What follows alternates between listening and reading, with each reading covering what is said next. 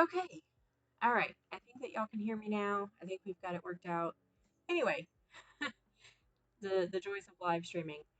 Okay, welcome to our live stream. I really hope that this is working. We've had lots of technical difficulties today. So I hope that y'all can see this live. If not, I, I I really hope that it works out, that we can share it and that y'all can have a chance to interact with us today, because interaction is the name of the game. Um, we really want you to be able to influence us on this stream. Steven's going to try to paint this fire giant today, to the best of his abilities in the next few hours, maybe like 3 or 4 hours. Um, and we're doing it for charity. Our favorite charity of choice is Extra Life, where we try. The slogan of the charity is to play games to heal sick kids. Um, so it started back in 2008, where people started to do things like, you know, to play games to bring joy to kids, but also do it in a way to raise money for Children's Miracle Network hospitals.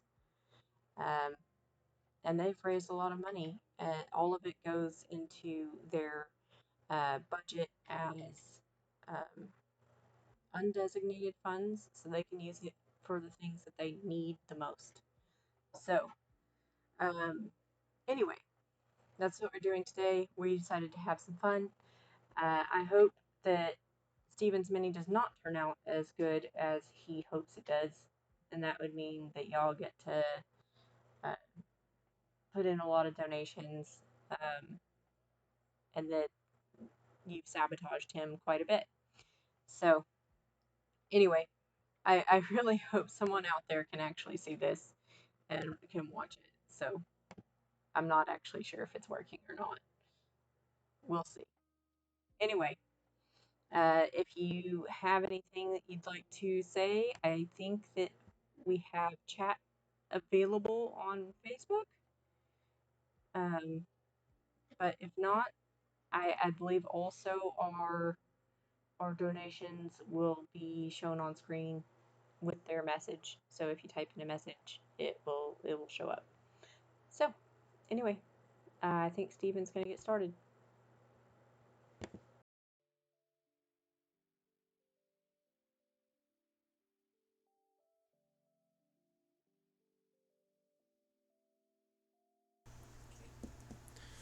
I'm going to start by putting some texture down on the base. That way, when we actually work on the base more, the texture should hopefully be dry by then. So that's the first thing I'm going to do. And it doesn't really matter what color I'm going to use because I'm going to paint over it. So I'm going to use this red Martian Earth. And really, I just trying to hide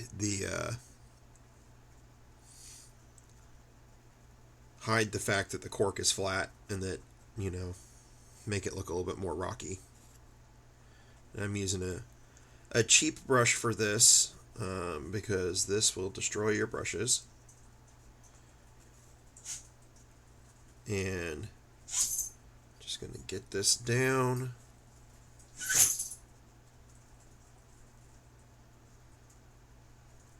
Don't have to go too far down on the sides because it is cork, torn cork, so it's already got some texture. But I did use a little texture paste to help hide joints and stuff. So we are going to go down the sides a little bit to help cover that even more. But hopefully the end result is that this is going to look like lava of some kind. So that's the hope.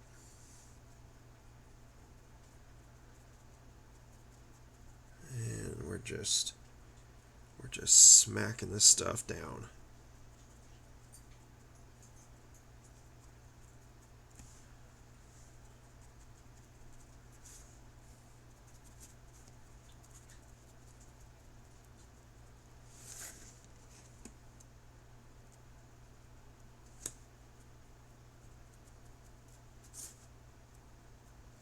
Like I said, we're going to paint over this later, so it's probably going to end up black or gray. But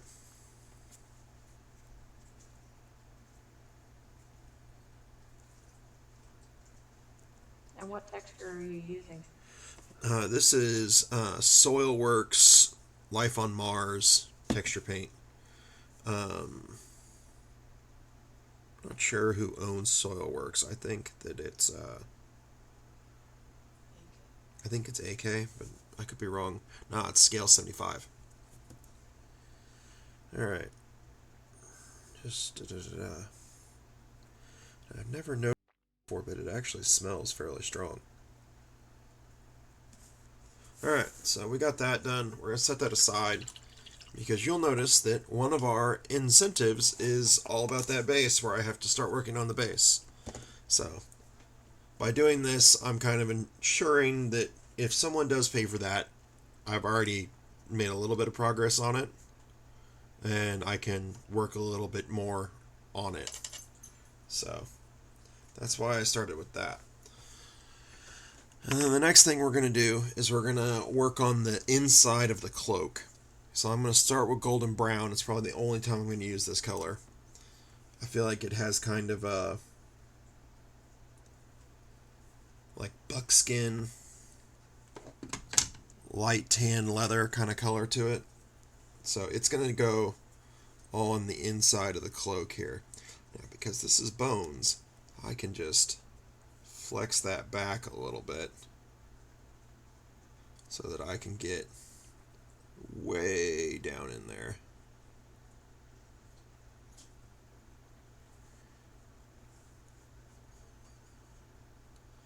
And we're just going to slap this color on here. Not being too careful because we're going to go back and we're going to clean all this stuff up later. Um, right now, I'm using a Reaper Sable brush. I'm using a number 2. Kind of my go-to size for slapping a bunch of color on a mini.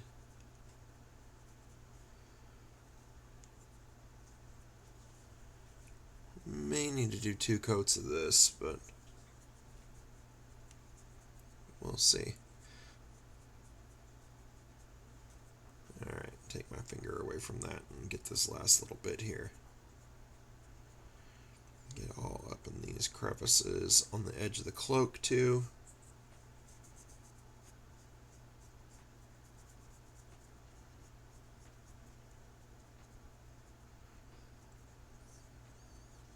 Alright.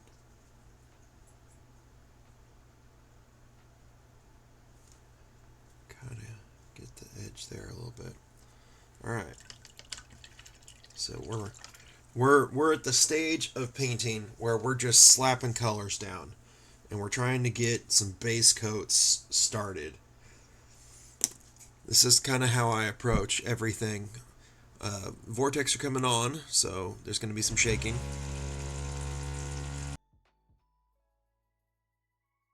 How I approach all of my speed paints is, what am I doing? I'm getting rid of that little.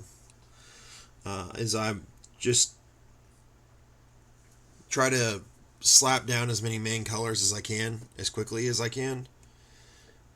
That way, later when it comes time to do details and stuff, I've already got color down. And we're kind of going to go in like priority inside out. So right now we're going to do some flesh tone. And this is Pro Acryl Advanced Flesh Tone. I picked it because it's on the darker side. That way it can kind of be a shadow, because I haven't decided really if we're going to do washes on this mini or not. If you're doing a speed paint, which this is kind of a speed paint, washes can be a double-edged sword. Like, you can get a lot done with a wash, right? It can accomplish a lot of stuff for you. However, in a speed paint, you have to let that wash dry. So, and anyone knows that trying to mess with a wash that's not fully dried is just kind of a feels bad moment, because you're just going to tear it you're gonna make it worse. So I haven't really decided if I'm going to use washes on this. A lot of it probably depends. I probably won't do an overall wash. Like I'm probably not going to like just soak the whole model in Nuln Oil. That's probably not a thing that's going to happen. But I might do some selective washes. But either way, I picked a darker color for the skin tone. That way we have somewhere to go to highlight up. So I gotta flex this cape out of the way again a little bit. Probably can't see what I'm doing, but I'm getting the skin all up behind his shoulder pad here. Okay.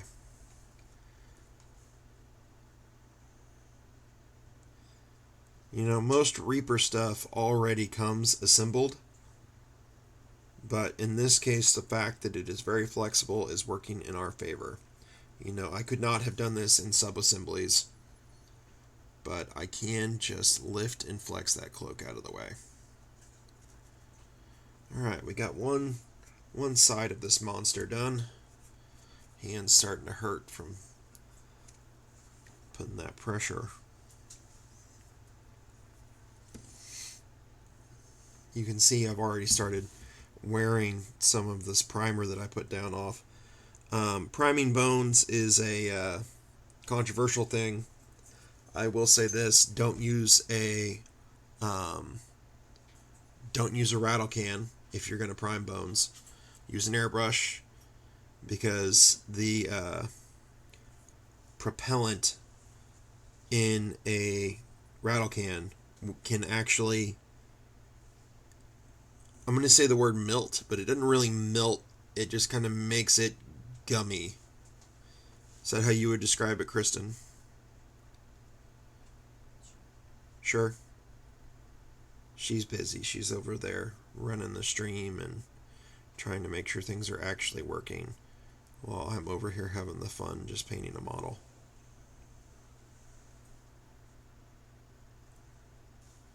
Alright. Coming along. We're almost done, right, guys? If I finish early, I don't have to do any of the silly stuff.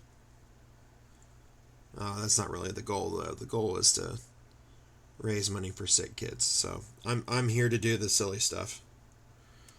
If anyone is watching, feel free. You're not going to hurt my feelings. That's what we're here for. Alright. You notice I'm not being careful about where things are getting colored, because I'm going to eventually go over all this stuff, and like that's going to be metal, and on the whole this mini is going to be completely painted in different colors by the end. So there's no need for me to be super careful right now. As long as I'm not getting it on the cloak part that I've already painted, then who cares? It does look like a drop of water has run into my paint on my wet palette, and so I have inadvertently diluted my paint too much. That's okay. I think we're probably going to have to do 2 coats of this anyways. So just get that first layer of color down. Alright. So now it's just like the face area and this little area he's got here with his neck.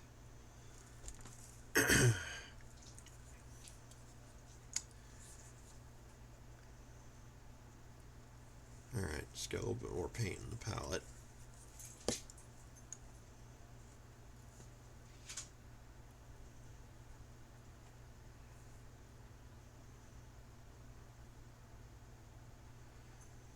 He's got some areas up under his beard that you can see but that are hard to reach. So I'm just going to like jam some color up in there. Once again, not being careful at this stage. I'm just trying to get color down. So we'll get some color all over his face.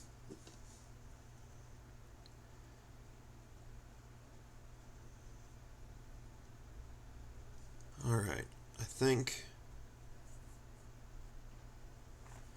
we've got that down until it dries. All right, let's get another main color going. So let's talk about this cloak on the back here. In my mind, these are some kind of like dragon scales. So, man, I'm really wearing off this primer. So that's the thing to be aware of. Primer takes time to cure, right? So I primed these this morning. So I am going to get some effect out of it, but primer takes time to cure. So ideally, I should have paint primed this yesterday. Um, but I was busy yesterday. And I should have primed it yesterday, and then it could have had time to cure, and maybe it would hold on a little bit better.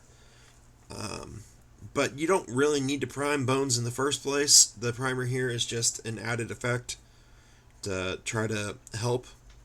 So hopefully it will be fine. So back to the cloak. The cloak to me looks like dragon scales. And I'm already doing a lava base, which is going to have lots of reds and oranges and yellows in it. So I'm thinking we're going to do the cloak green. Okay? So I'm going to start with this Pro Acryl Camo Green. Oh, someone at the door.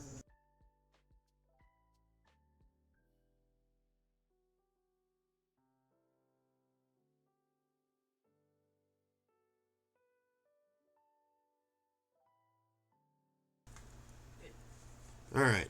Sorry about that. Someone rang the doorbell and our dog got very upset. Um, so I think I'm going to do green for this cloak. And um, we're going to start with Camo Green from Pro Acryl. Just to like get some color down and work from there. So just, you know what, I'm going to put a little bit of water in this. Try to get it to flow into these recesses. There we go. That's a little better.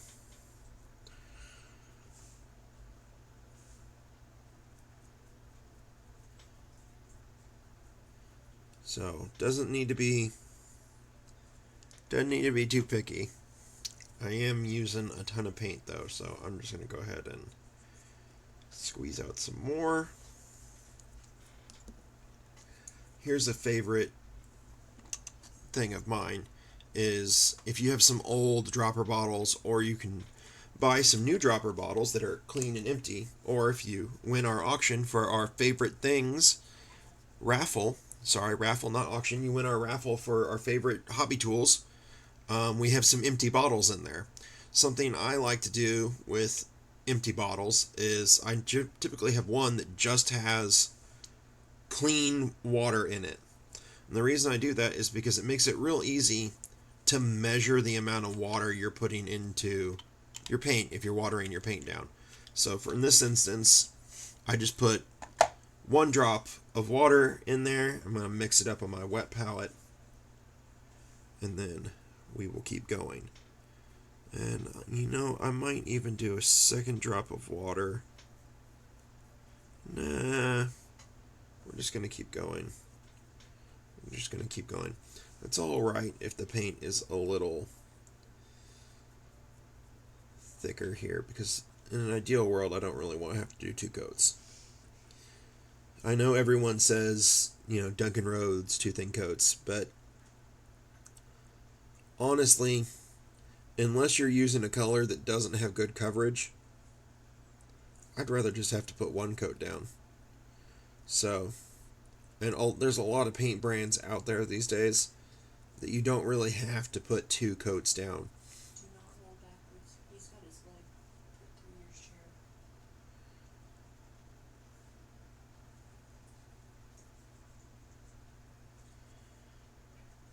chair. Alright.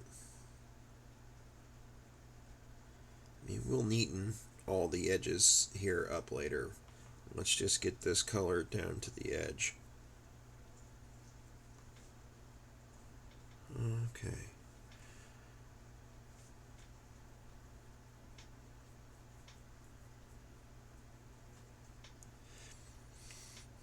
Yeah, I think the idea of doing two thin coats is kind of an outdated idea left over from when Games Workshop paints were kind of the only paints we had.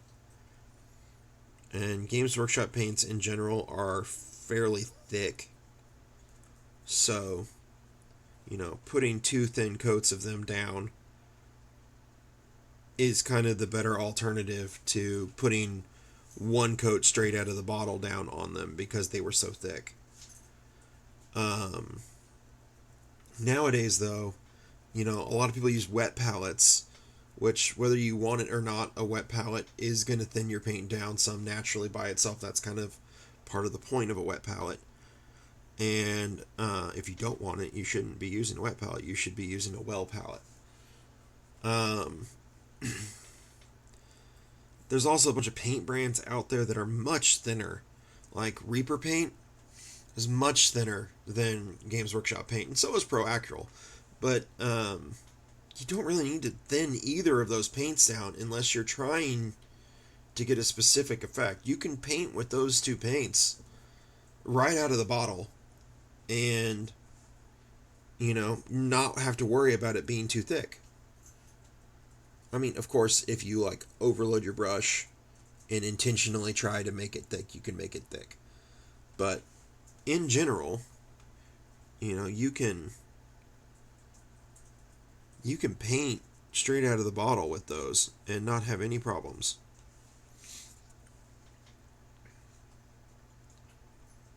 Those are my two favorite paint lines is Pro Acryl and Reaper.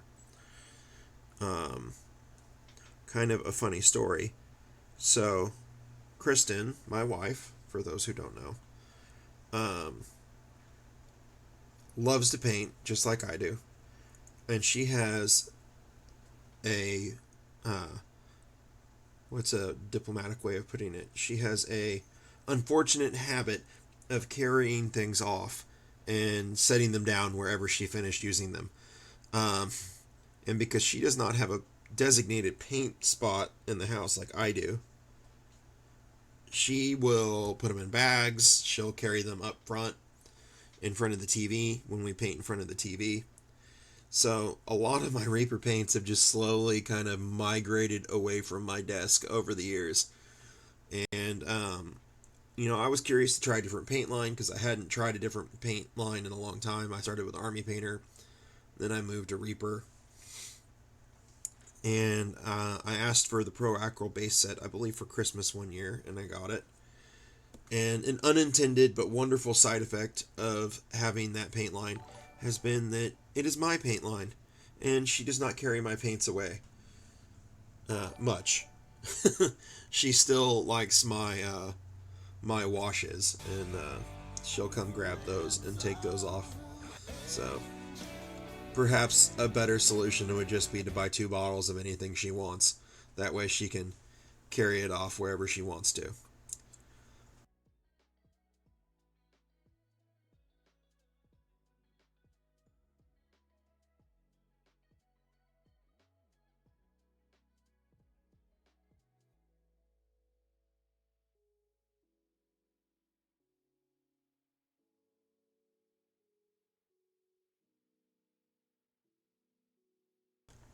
Apparently, it's time to paint with my mouth. So thanks for that. This, we're gonna do a second coat on the inside of the cloak. Then I think it's good timing to do that. So here we go. You started your clock. It is on screen.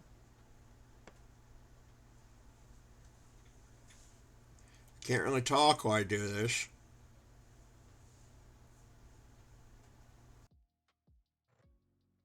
That's okay. I can talk a little bit. And thank you very much, Jared. Thank you for doing our first interaction of the day. That's a good one. Um, but you're off camera.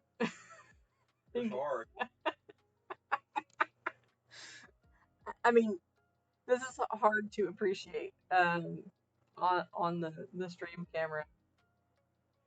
But I mean, at least you're kind of hitting the mini in your hands. It's kind of funny. It's entertaining for me, at least. Uh, I hope someone else is getting a kick out of it. Um, let me move this countdown timer.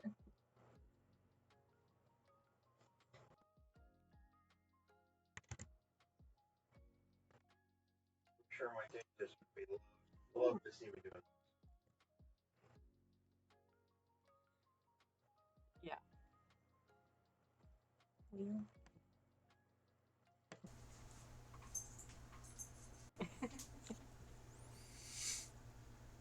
I think I think you may have bumped the camera. Did you bump it again? No. No, it's just hard to get my head down there. I think it's like all skewed and crooked. It's okay. We'll fix it. That's a great one. Alright, changing colors.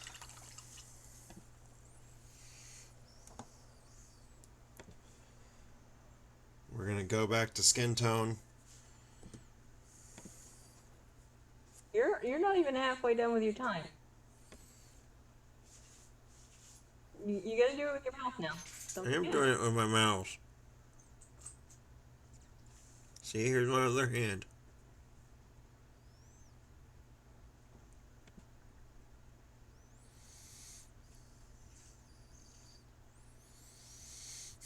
This is so hard.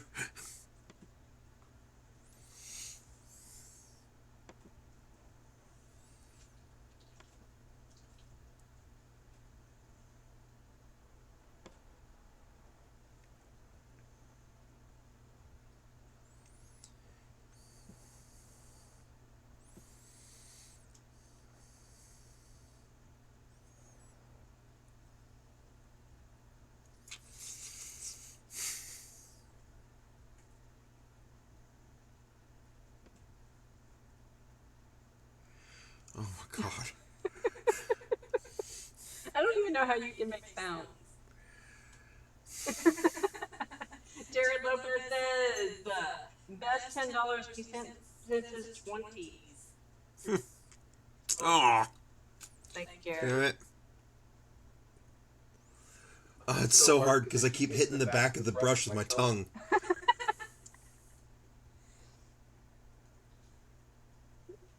What was the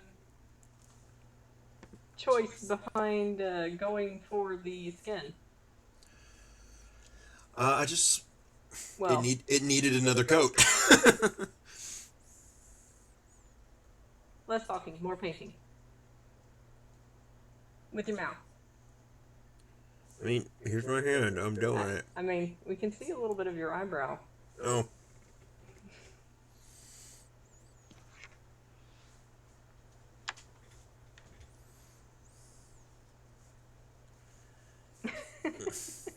It's really funny. It's really hard.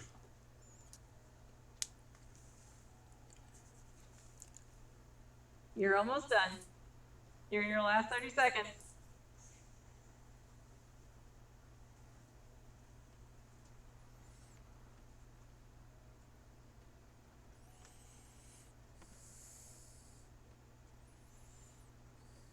Oh, damn it.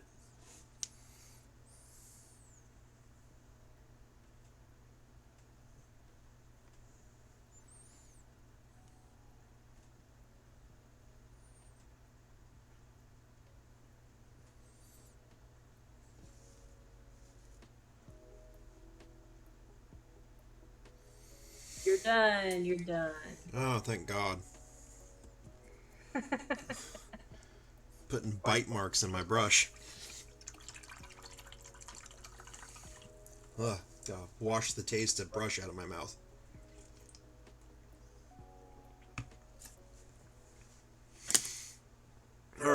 So we did a second coat on the skin. We did a second coat on the inside of the thing. I'm not going to worry about doing a second coat on the green because we're probably just going to go a lot brighter than that. So I'll just set that away. I think we're going to set this guy aside for a moment and let those colors dry. We're going to go back to the base and we're going to put some white down for the lava. Where's the right white? Pulling out the heavy body white, the blue white, the transparent white. Somewhere in here is regular white. That's ivory. Is this white over here? This is white over here. Alright. Bull Titanium White by Pro Acryl. Best white paint ever. Period.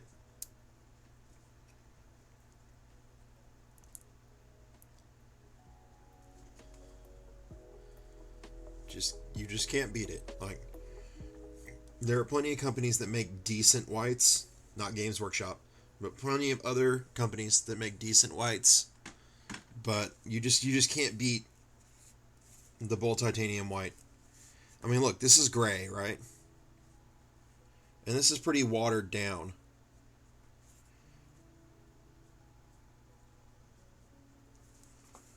But we're still getting decent coverage here. You know, white over dark gray, and it's still...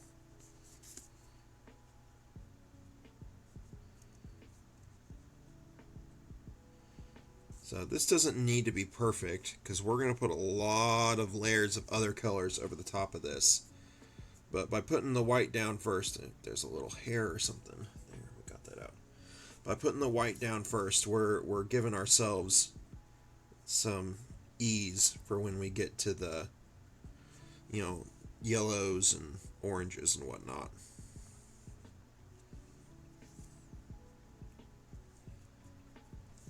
And so what I've done with these little balls here is I've just dropped little ball bearings in the... so what I did to kind of hide the texture that the base itself has is I put a bunch of Mod Podge down, and in theory it kind of makes a liquidy look to it, right? It gives it some surface ripples. There are other ways that you can pull that effect, but that's probably the easiest, most low-tech way to do it.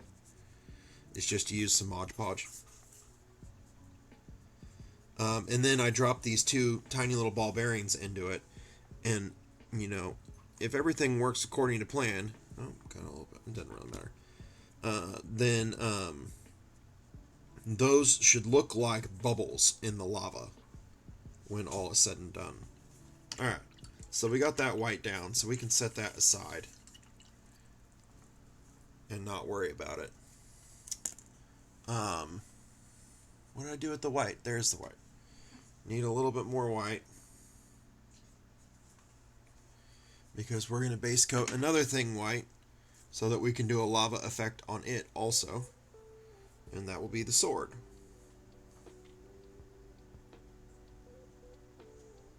Because he's a fire giant, he should have some sort of fire sword. Maybe we'll do lava, maybe we'll do just straight up fire. Haven't decided yet, but either way, we're going to want it bright. Let's make sure that we get some white down in these runes too. I definitely feel like whatever way we go, the runes should be glowing.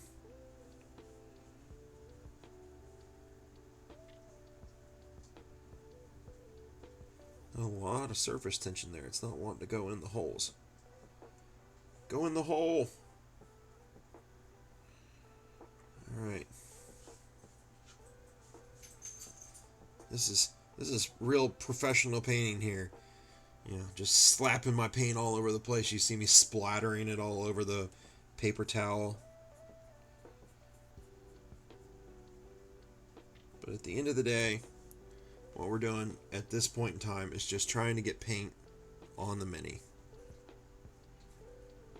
I might just have to come back with a smaller brush and try to get those runes done. I keep putting my paint away before I'm done with it. Not going to do that again. We'll just set that there.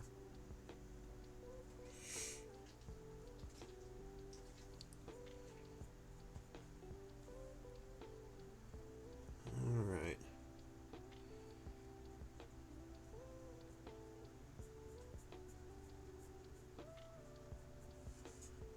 Okay.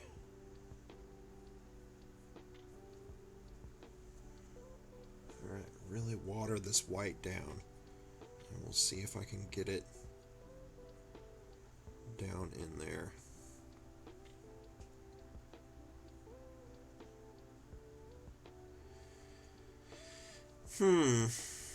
Should this guard piece also be like that? It's also got runes. I was originally thinking that that might be gold. Maybe the runes can be glowing on it though too. Does he have runes anywhere else on him? No, he's got some things on his back, but they're not really runes. They're just kind of symbols. All right. So an easier trick to doing this would be to use a pen wash with a white oil paint. So the trick there is that oils have a much lower surface tension. Therefore, they have a higher capillary action and are more willing to flow into crevices. I may not be using the right physics terms here, but I'm doing my best. I'm a biologist, not a physicist. Biologist. That's not really what I do either. But my degree is in microbiology.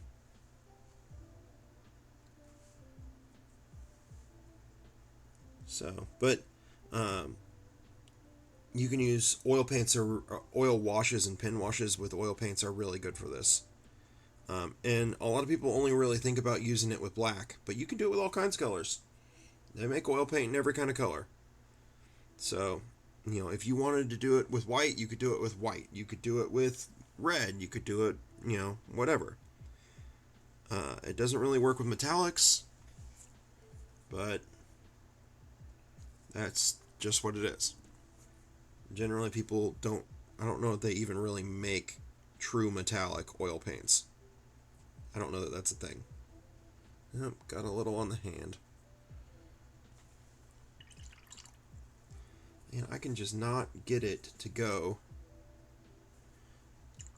in those recesses, can I?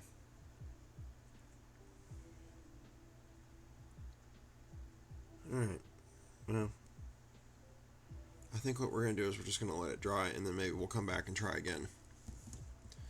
So instead of putting my white paint up, I'm just going to set it to the side.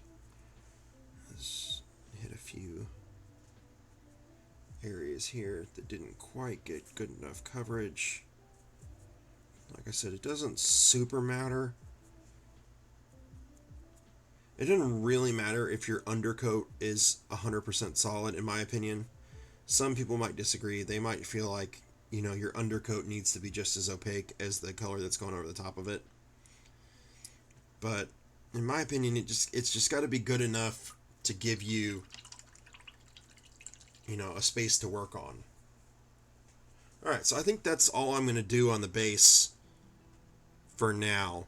Unless unless we get towards the end of time, or someone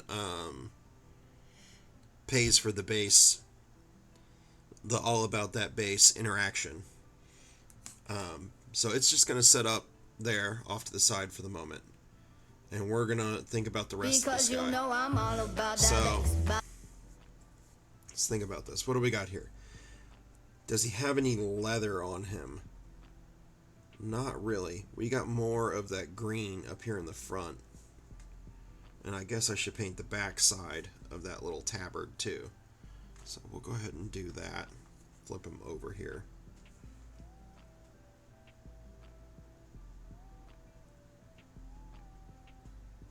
Just get that in there. Okay. And then I'm going to need some green to do the front side of the tabard. What green did I use? I used camo green. Where are you, camo green? Once again, like a true professional, putting my paints back in the rack before I'm done using them so that I cannot find them. Did I put it up here at the top? I did.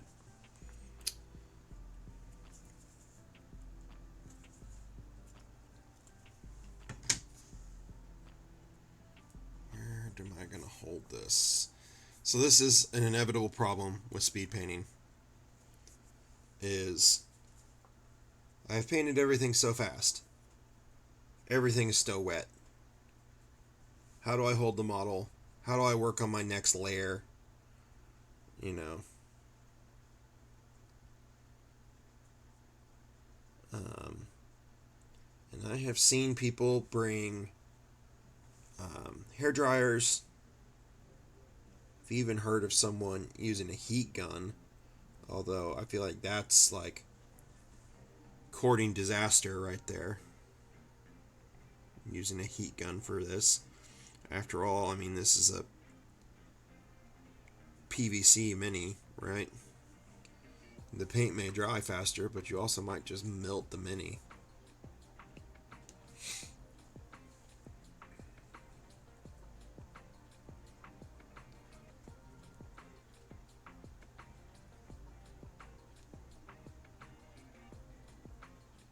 Alright, so we got a base coat down on that too. I feel like everything else that's left on this guy, other than his hair, is some kind of metallic. So do we want to think about metallics? Let's think about metallics. I'm going to put my white away. I'm doing the thing that I've been complaining about the whole time, where I'm putting colors away before I'm completely done with them. But I know where it is now. I won't forget. I promise. Alright, let's think about metallics here. Just pulling out metallics. I got this dark bronze. That could be interesting. Dark bronze, copper.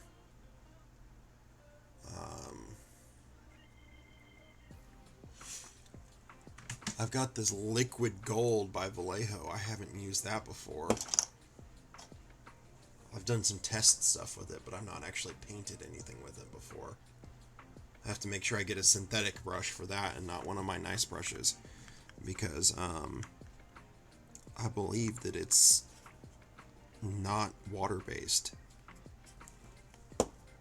And generally, you don't want to put your nice brushes in things that aren't water-based. They're just harder to clean, and they'll strip all the oils, all the natural oils out of the brush. That's my understanding. I'm just a dude. I've got this dark silver. If we really didn't want to go,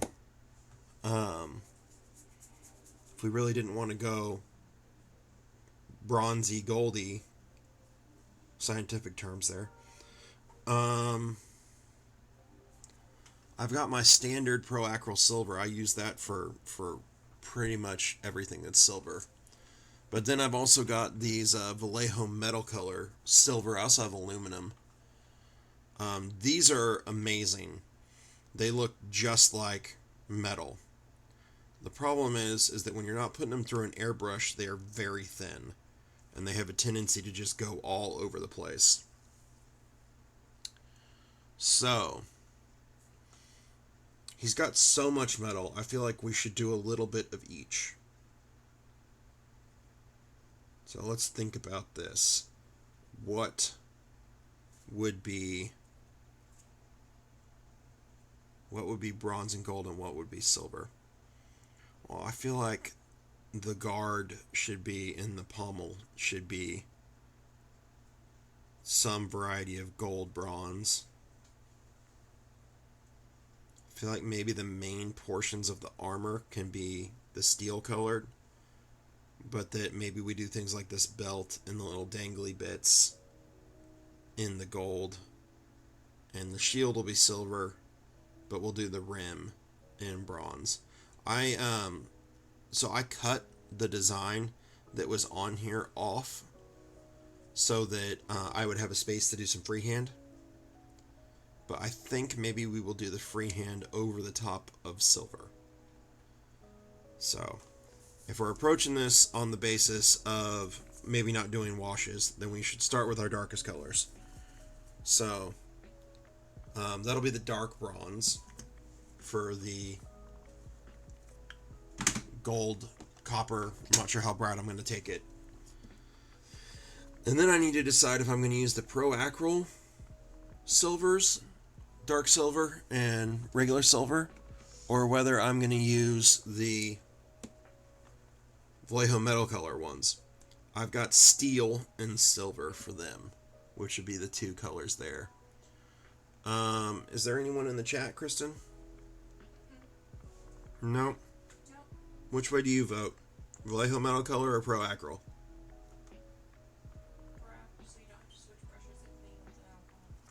All right.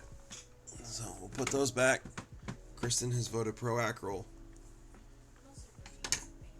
And we do what Kristen wants to do in this house. She's in charge. All right. So we will start with the dark silver.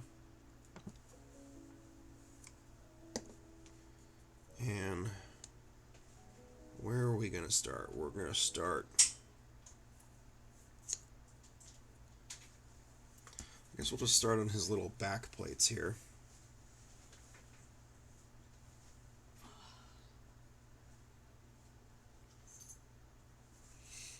If stuff doesn't start drying faster, I might just have to take a break and let things dry.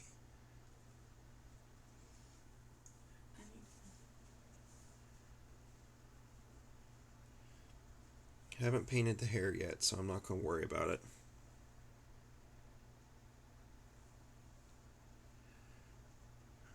Looks like we got a little bit of cleanup we need to do here on the edge of this scale. Wash my brush real fast and get in there. And then on the other side's okay.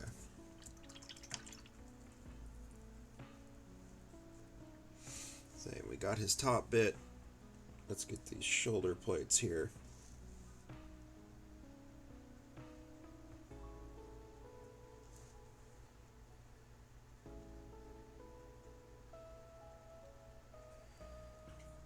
Okay.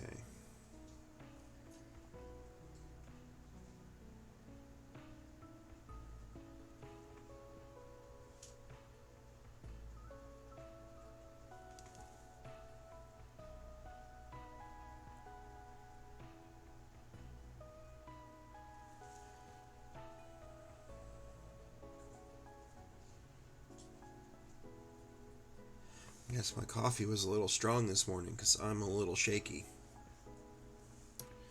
Not super bad, but a little bit.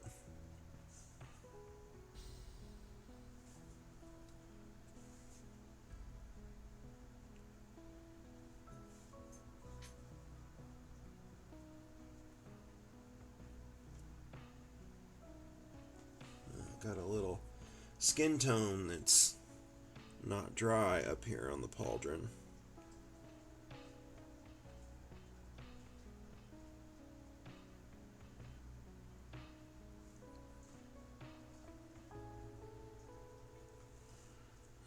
Here's an interesting question.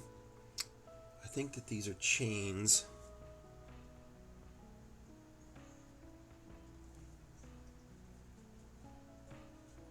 Maybe that's a strap right there. I think the rest of that is skin tone though, so we're gonna get that skin tone back out. And we're gonna fix that real fast. This is another kind of general trick to speed painting things, is that when you see an error that is big enough that you just can't live with it, which that's a whole other part of speed painting, is figuring out what errors you can live with and which ones you can't. But if you can't live with it, you should fix it right away.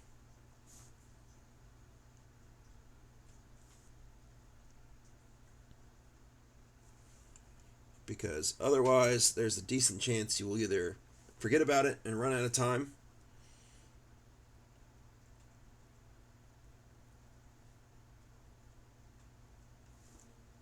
Well, that's it. I meant to say forget about it or run out of time, but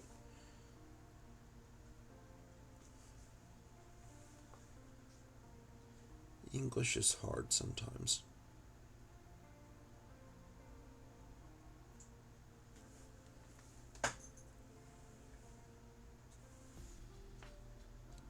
A lot of wet paint. A lot of wet paint. We're just doing our best.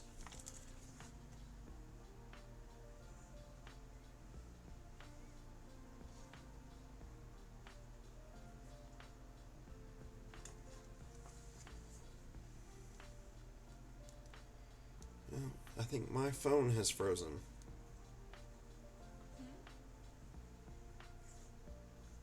Trying to watch myself on the screen to make sure I'm staying on camera. And I think my phone has frozen. Um,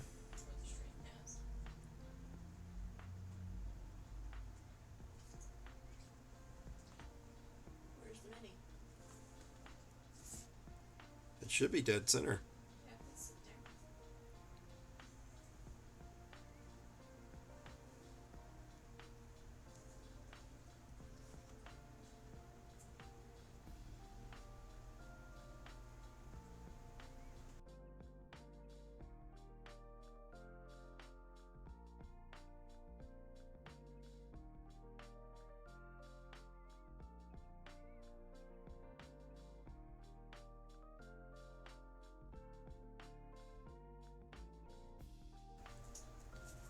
Alright. We got his little shoulder bits done. Let's get his chest area done.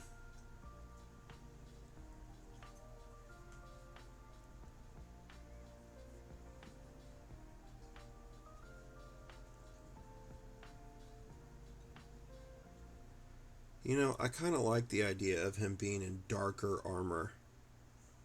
We're gonna do the insides of these silver, and we'll do the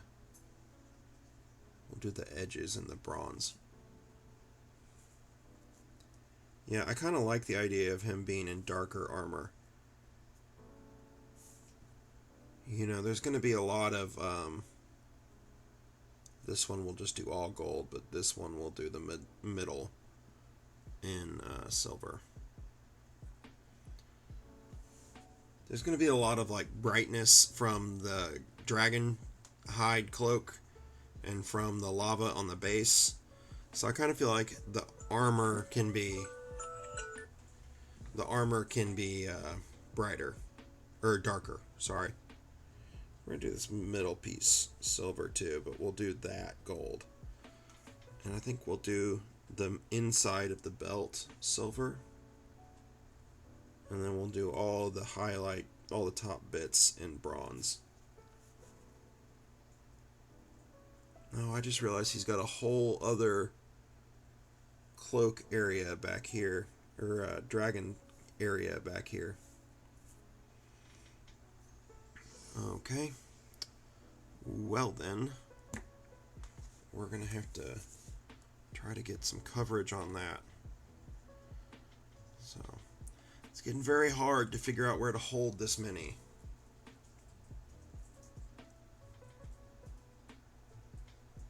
Alright, let's see if I can...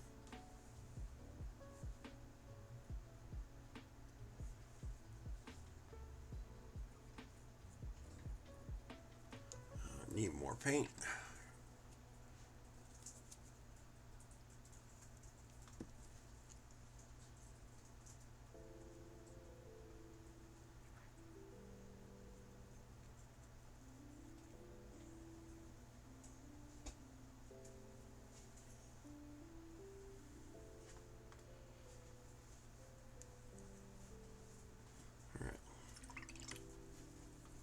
I guess that technically means that this is also an underside.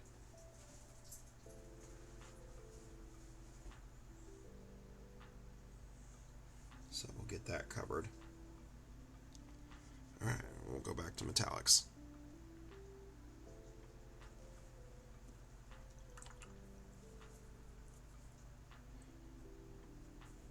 So there's another trick that you can use to try to keep from rubbing off paint, and that is to wear a glove, a rubber glove.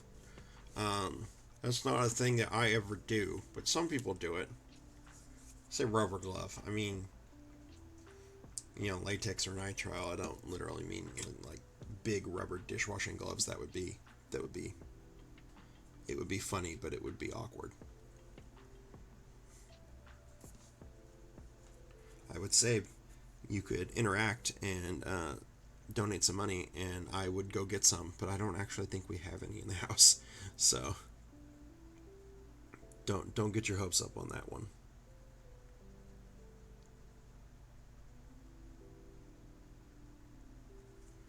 All right.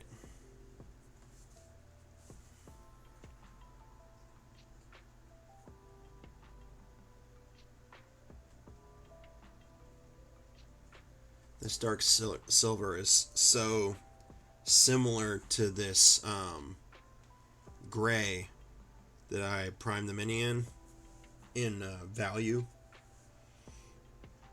that it can be a little hard to judge if I'm getting everything. But you know what? That's probably okay. Like I was saying earlier, I don't really feel like your first coat has to be, when you're going to be layering, I don't really feel like your first coat has to be perfect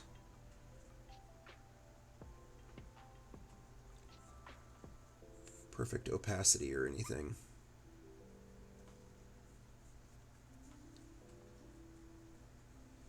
We're just going to do our best here.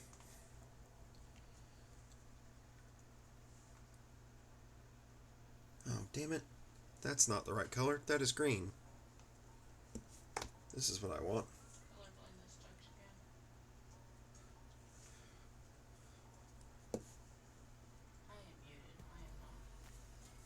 Kristen's over there making snide comments while she's muted about my color blindness. I am red green deficient. That does not mean I cannot see metallics. She knows this though. She's just being silly. She's just being silly. She's not really being snide.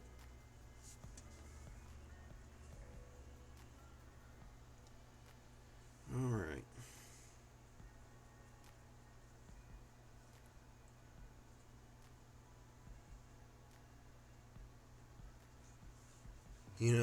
This brush really does not have the greatest point. Um, I could switch to a smaller brush that has a better point. But I'm being stubborn right now and just trying to do this with this bigger brush anyways.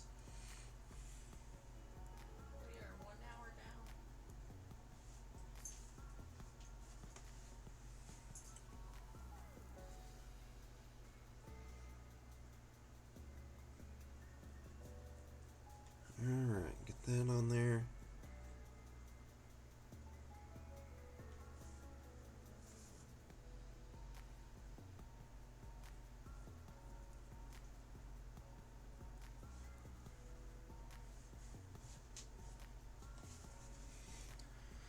Oh, Pippin, buddy, you're bumping my chair.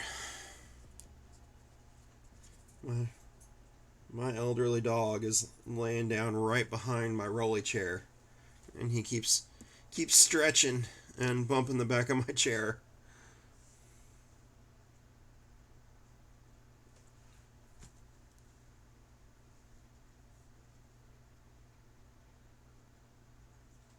His name is Pippin, and he is, how old is he, Kristen? He is 17 in June.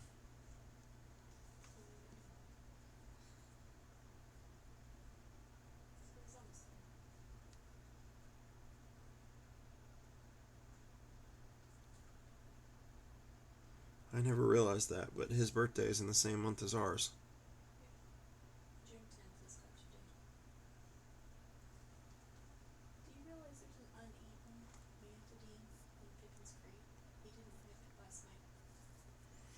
I did not realize that. Apparently, he managed to not eat one of his pills last night without us realizing it.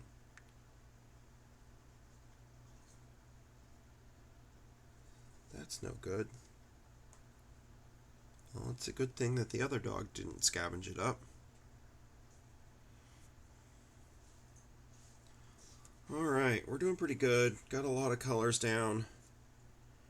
Um, I guess he does have these two straps here, and those are leather. At least you could interpret them to be leather. Screwed up a little bit there and got some on his hand.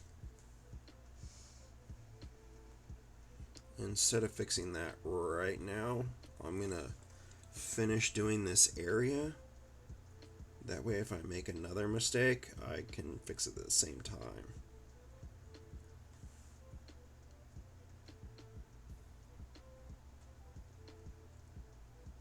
Alright.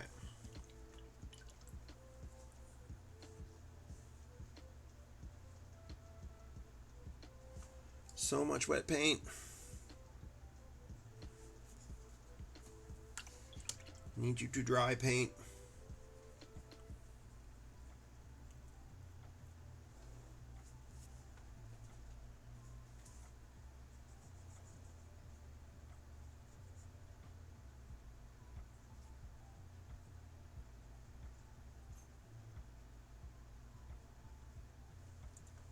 Alright.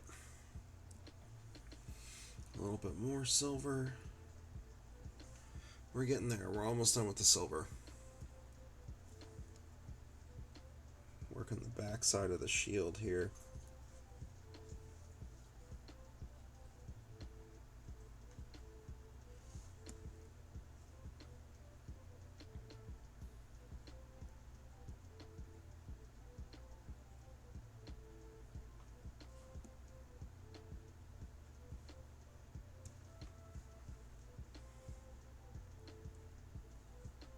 Trying to get down in that crevice without hitting the skin too much. It's not working. I'm hitting the skin all over the place. Okay, well, we're just gonna go for it then. And I will come back in and clean the skin up.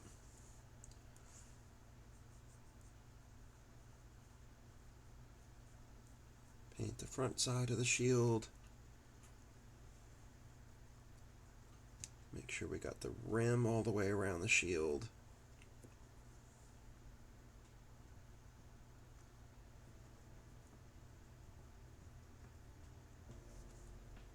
We got this little area here. You know what? I'm going to switch to a smaller brush. Get some paint.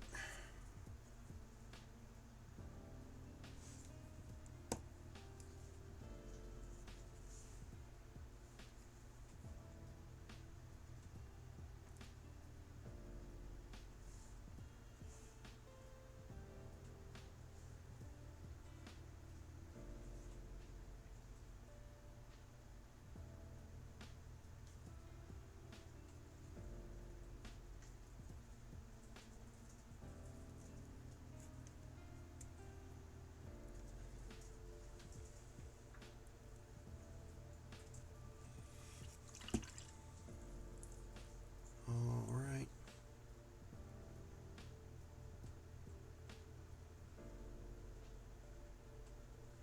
Clean that area up there. Oh, there's an area down in this armpit that needs a little bit more base color anyways. Alright, I guess when I was painting with my mouth, thank you Jared, that I missed that spot. Okay.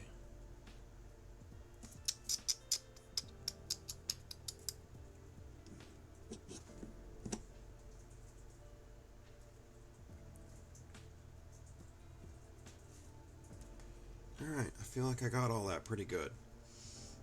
So, it's really just one area left here. And that's this.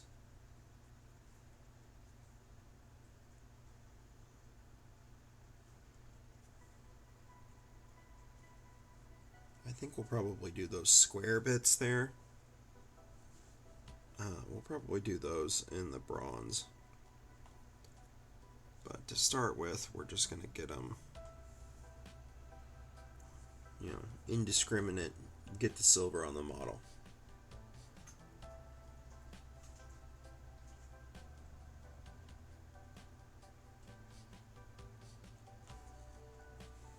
Sticking with the smaller brush. This is a size 1 broken toad.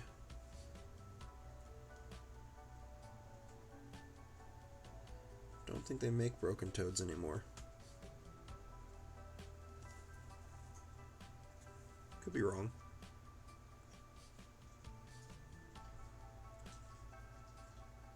For a couple of months, our favorite game store stocked broken toads, and I bought a set of them.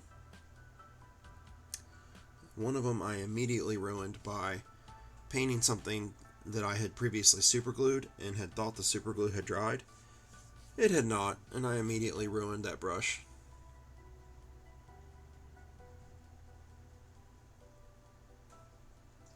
But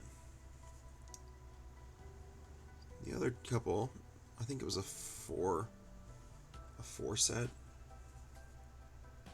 The other couple are still doing okay. They're getting on the end of their lifespan, so they don't have the best of points anymore. But nor are they particularly bad. Probably my best brush when it comes to like a point is my Da Vinci. Um, and here's a public service announcement for everyone who likes painting and wants to buy brushes. Don't buy brushes from Amazon. Buy your brushes from your local game store or from an art retailer online like Dick Blick or something like that. Because, what was that, Kristen? Jackson Art. Because there are knockoffs on Amazon, and Amazon does not care about trying to get those knockoffs off of their website. So save yourself some heartbreak. If you're gonna spend $20 on a brush, buy it from somewhere where you can be guaranteed that you're gonna be getting the real deal.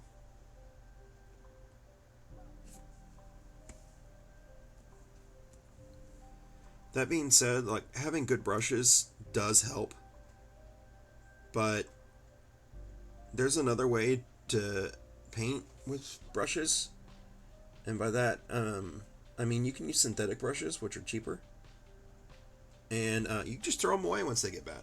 Synthetic brushes are cheap, so you know you could just use them until they're dead and just toss them. And there are painters out there that they prefer synthetic brushes because they're firmer. So like this brush is so soft that I just put a little bit of tension down or a little bit of pressure down and it starts to bend. Whereas a synthetic brush will have a little bit more spring back, a little bit more of a push, and some people like that. Kristen prefers synthetic brushes Yeah, a I'm one lot of of the those time. people. I paint primarily with synthetic brushes, but here's the thing: whenever I'm doing my freehand that I love so much and those fine details, I'll still reach for a sable brush and like I will absolutely grab the really really nice brushes and the $20 brushes. I don't use them all the time. Um, they still the feel of them is too like soft for my everyday preference, but nothing can beat them for the fine details and stuff. And the synthetics they do curl. All of them are gonna do it no matter what you do. It's just the nature of the material. They're gonna do it. Can't stop it. So don't fight them on those fine, detailed, straight lines, freehand, that sort of thing. Just switch. Just switch to a different brush that's more suited to the task because you're just going to frustrate yourself whenever you have to do something super detailed like that. Just switch to an actually, brush that's better suited for it. Now, I actually do paint with like 25-cent China synthetics like every day, every time I paint. which is not every day. Steven paints every day. I do not. But that's what I paint with. That's what I prefer. I prefer a firmer touch whenever I paint. I don't know why. It's just my preference. Only use synthetics when I'm working with paint that I'm afraid is going to mess up my brush. Otherwise, I pretty much stick to using natural hair brushes.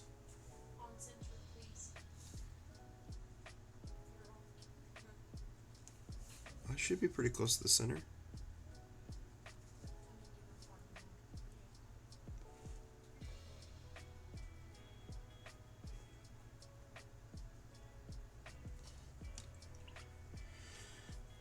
So you can see we're starting to tear some of the paint from handling it so much. We'll have to figure that out as time goes on, how we're going to deal with that.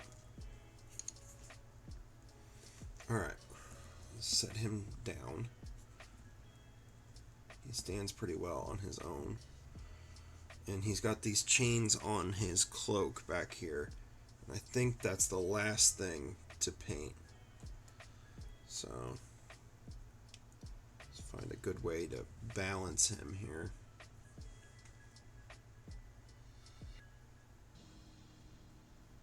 So if I was going to wash anything, it would be these chains. Putting a black wash on a silver chain just makes it pop so much. And yeah, you could go through and you could paint all those little shadows in, and you could go individually highlight each link. But doing a wash on something like that just saves so much time. And sometimes I feel like we can be a bit snobbish about like not wanting to use, by we I mean like people who consider themselves miniature painters and artists, about not wanting to use techniques that are sometimes seen as beginner techniques like dry brushing or washing. But sometimes they're just the best tool for the job.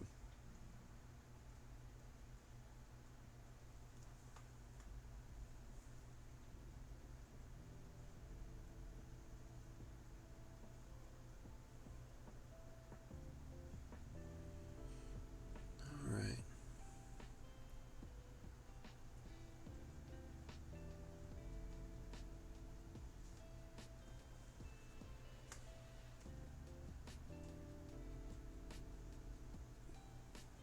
I like this mini. I picked this mini because he had a lot of interesting textures on him. I saw this big sword and was immediately like, oh, I can do something cool with that. And then, I've done a lot of lava bases before. So, like, I immediately had an idea for, like, oh yeah, I'll put him on a lava base. I'll kind of have him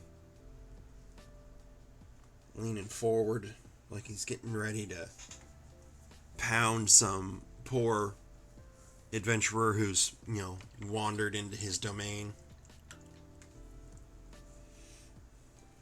Alright. See if there's anything around the.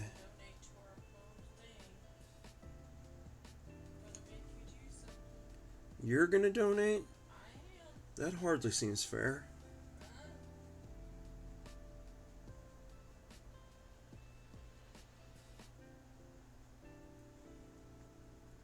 Can you, like, donate for me to go eat a bag of chips or something?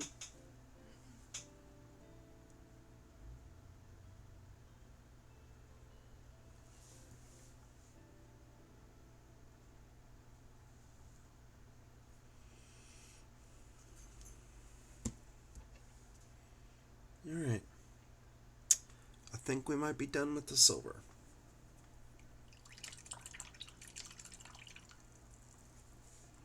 Alright. I think I'm probably going to wait a second on the bronze so that all that silver can dry pretty good before I start putting something down on top of it.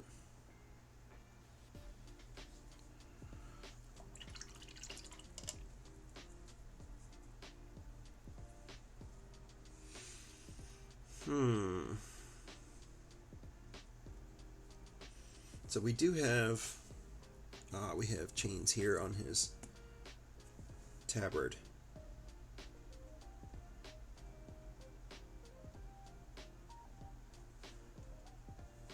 Don't know if I missed those or if I just didn't want to paint them with the big brush, so I left them alone. But I got them now.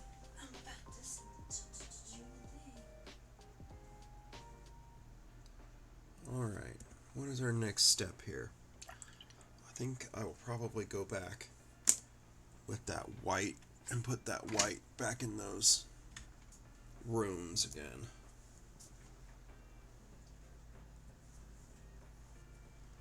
Get that. I'm going to put a little bit. What are you doing?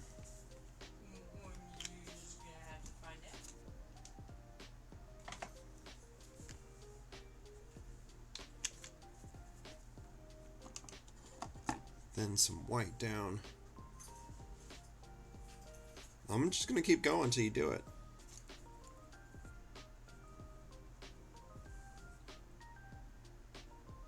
There we go. So much better than last time. Get that white down. All those recesses. Happy little recesses.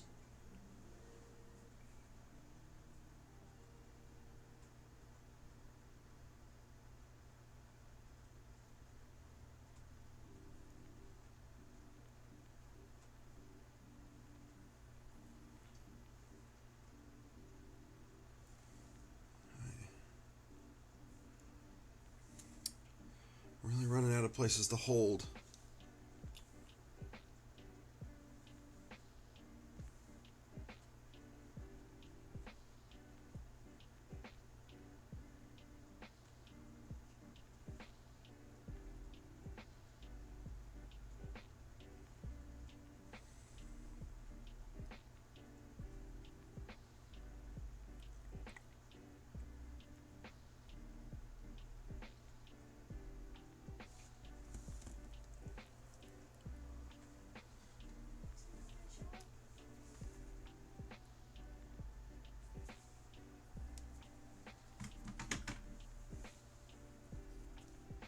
I'm just waiting over here before Kristen drops a bomb on me. It's showing up on the ticker, but it's not showing up on the stream. The alert pod is not working. So, anyway, I'm gonna go ahead and play my sound effect. Okay.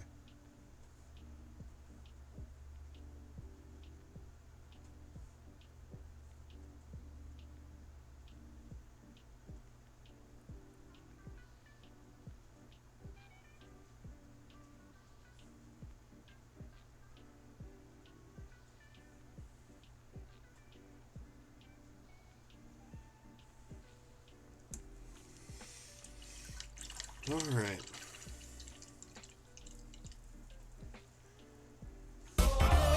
So, what would I do next?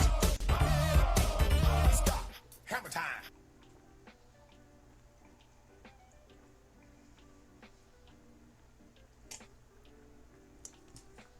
Um, Okay. We're gonna start freehand. oh, we're doing freehand, huh? Alright. What would a fire giant have freehanded on him? I could do some tattoos. I don't feel like the skin is in the right place for that right now, though. Figure out how to hold you, because you're so awkward. I feel like the shield is the best place to do it.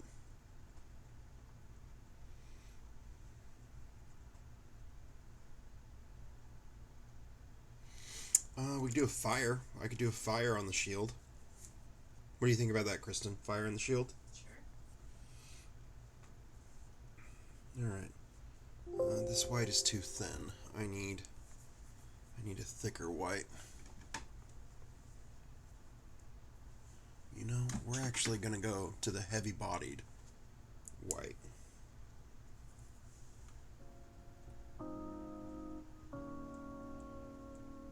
Come on. Don't tell me you're clogged. You're not allowed to be clogged. There we go. So Pro Acryl makes a heavy body titanium white, which is basically just the same color, same pigment, just thicker.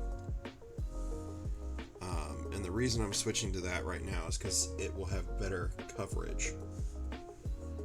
And what I'm going to do is I'm going to try to freehand some fire. And we're going to start by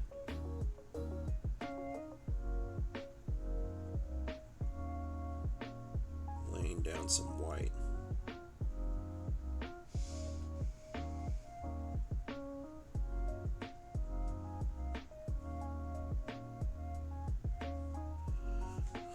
This is hard because I've got them.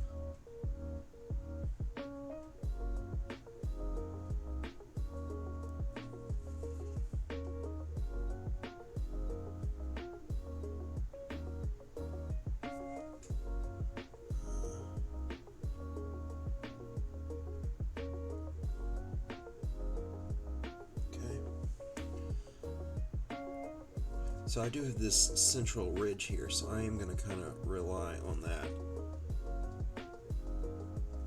I'm going to switch to a brush with a better tip. Um, let's see.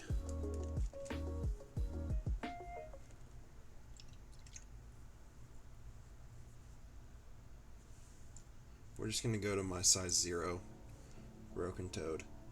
My DaVinci is actually not out right now.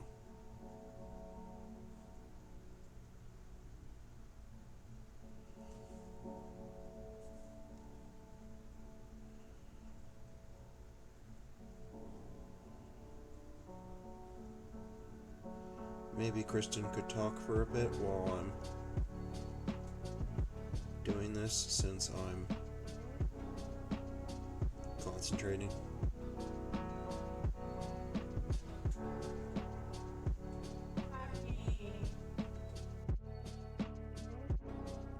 Sure, a little bit, but this really doesn't have any, so I'm gonna stack up another thing.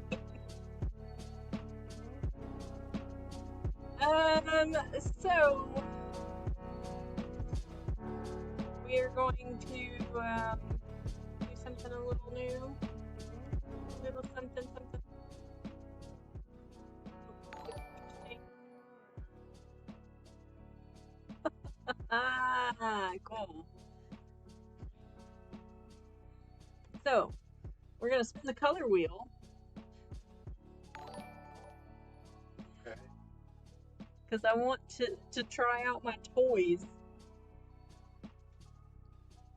So we're gonna spin.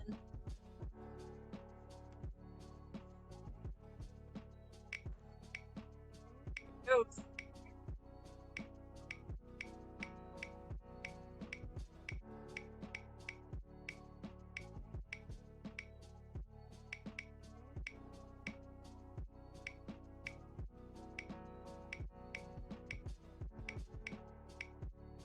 Color is it gonna be?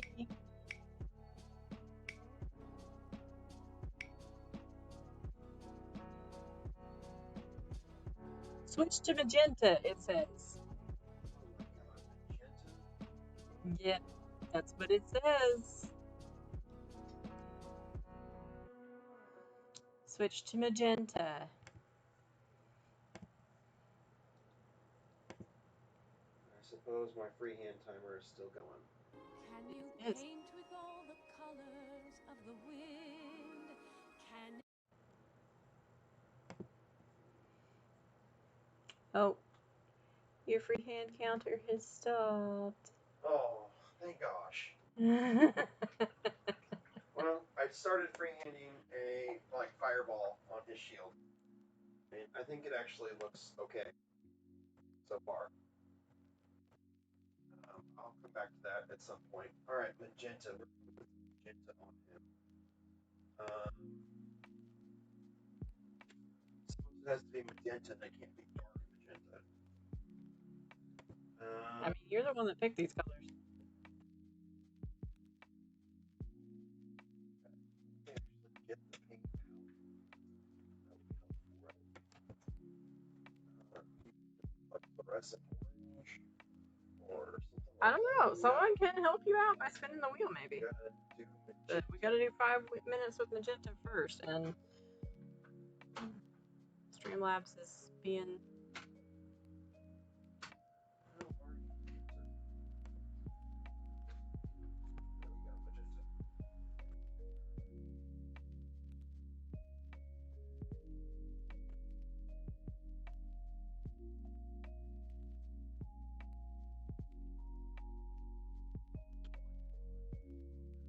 As like the worst color that you would pick. Because I really hate painting with magenta. It just has bad coverage and Stephen, you're still muted, and I can't unmute you. It's kind of frozen on my buttons. I don't know. Yeah. Oh, there you go. I think. There we go. All right. You're good. You know what? We're gonna give him magenta hair because that might make for an interesting undertone later.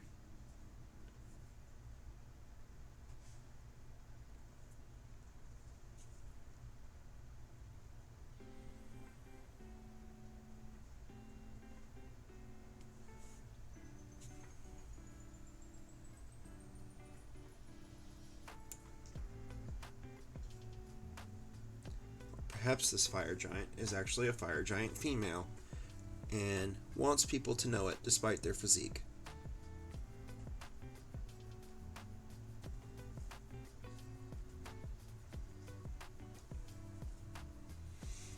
It's like the Gimli in Lord of the Rings talking to Eowyn about dwarf women. How they look so similar to men that some people are under the impression that there are no dwarf women. Right. Maybe it's the same thing with fire giants.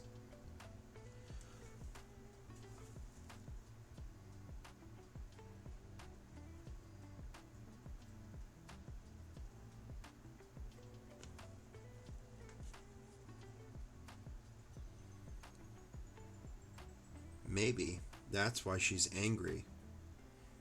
Because someone called her a man. She's like, I am no man. Maybe I've just been watching too much Lord of the Rings.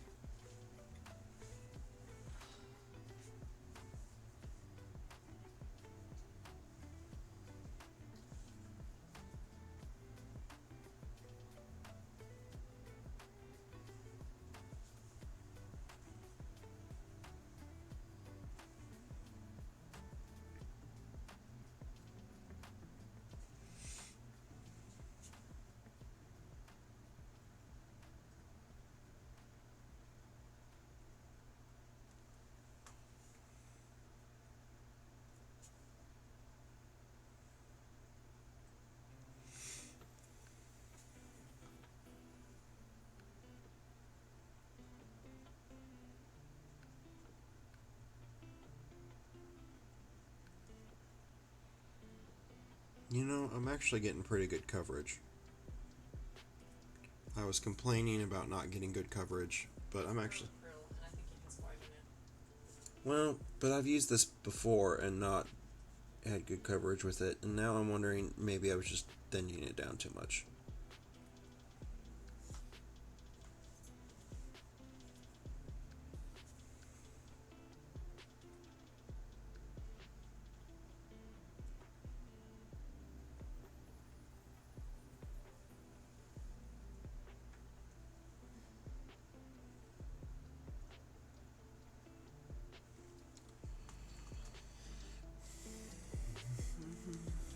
You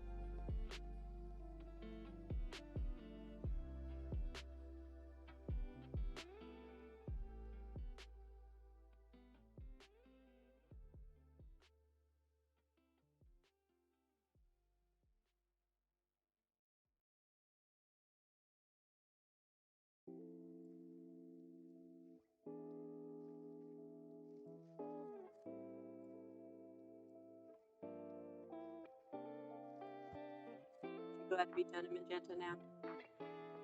If you want to be.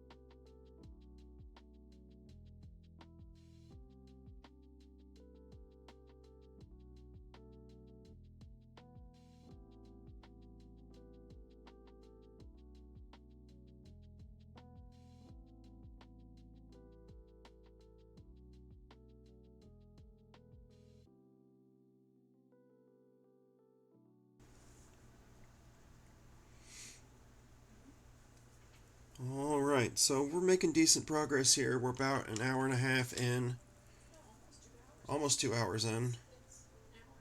That's, I'm being corrected off screen. Um, we're pretty much done with most of the base coats. The only thing we really have left to base coat is the um, vortexer. There we go. Is the darker bronze colors instead of all the metal that's not going to be silver. So we will do that next, and we are going to use Proacryl dark bronze, and we're just going to get started here. I'm going to try to do these things on his back last so that I can continue to hold on to him easily. We'll see how that goes for us. I guess I'll start here on this stuff that's hard to get to.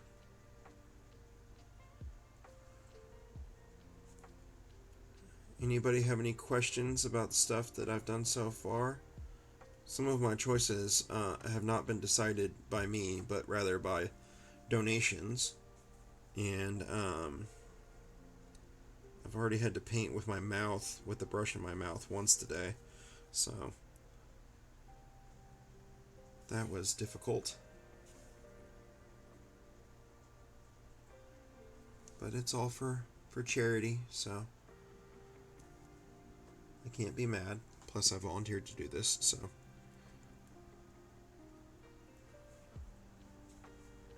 Do you like this bronze? Anyone else like this bronze? I like this bronze.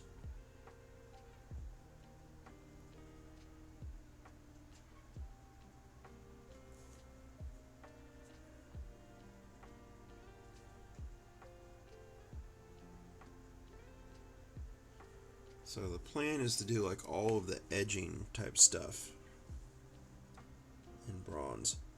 Because this is Reaper Bones, I can flex this cape out of the way a little bit. So I can get to some of the harder to see areas. But like they're still like way back there. So I'm not going to worry about them too much.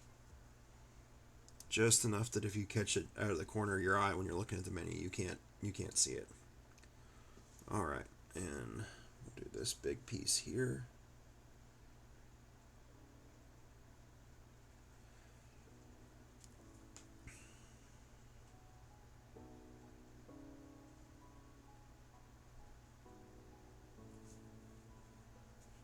Do the other side.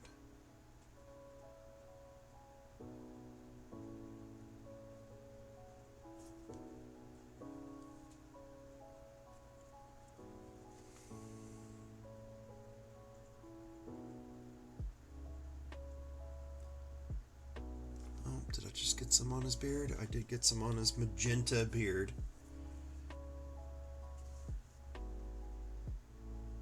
That was one of those decisions that was... I mean, I decided it was going to be the beard, but someone else made me paint with magenta, which is like one of my least favorite colors to paint with. And I ended up... I ended up with that. So if someone wants to make me paint with a weird color again, or maybe I'll get lucky. The wheel looks really cool. Maybe I'll get lucky and someone will be like, "Oh, paint with bronze." If I'm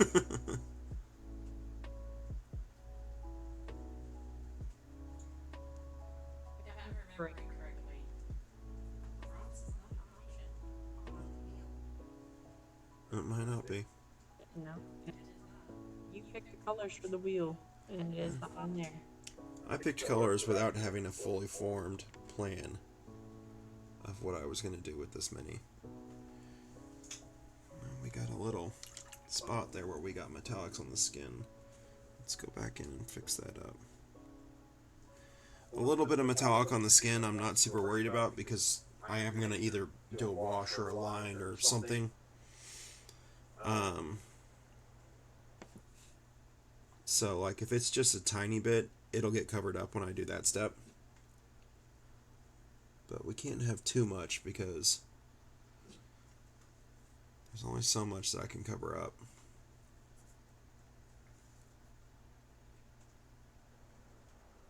Don't you think that the wheel looks cool? I think the wheel looks cool. Well, I can't see the wheel right now. I'm painting. Well, I mean, yeah. No one else can see what you're painting because I put the wheel in the way. She's all excited about her widgets. Is that the right term, widgets? Yeah, I think so. That's that's what some of them are called. This one is a widget.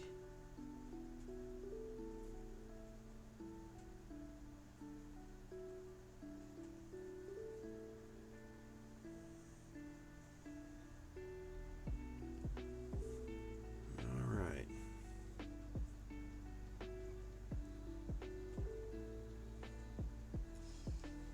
Still painting bronze.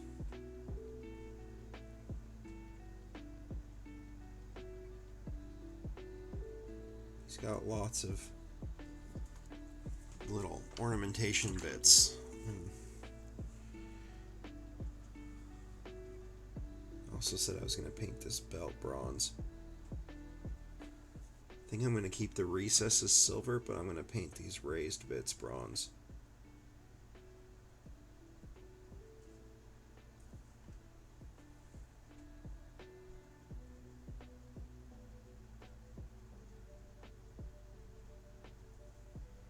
So,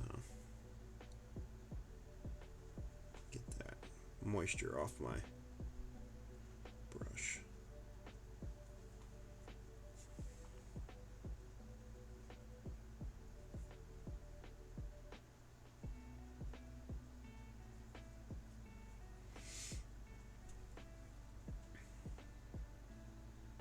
I was hoping that showing off the wheel might entice someone to donate $1 to get it out for real and actually do a spin. But maybe not.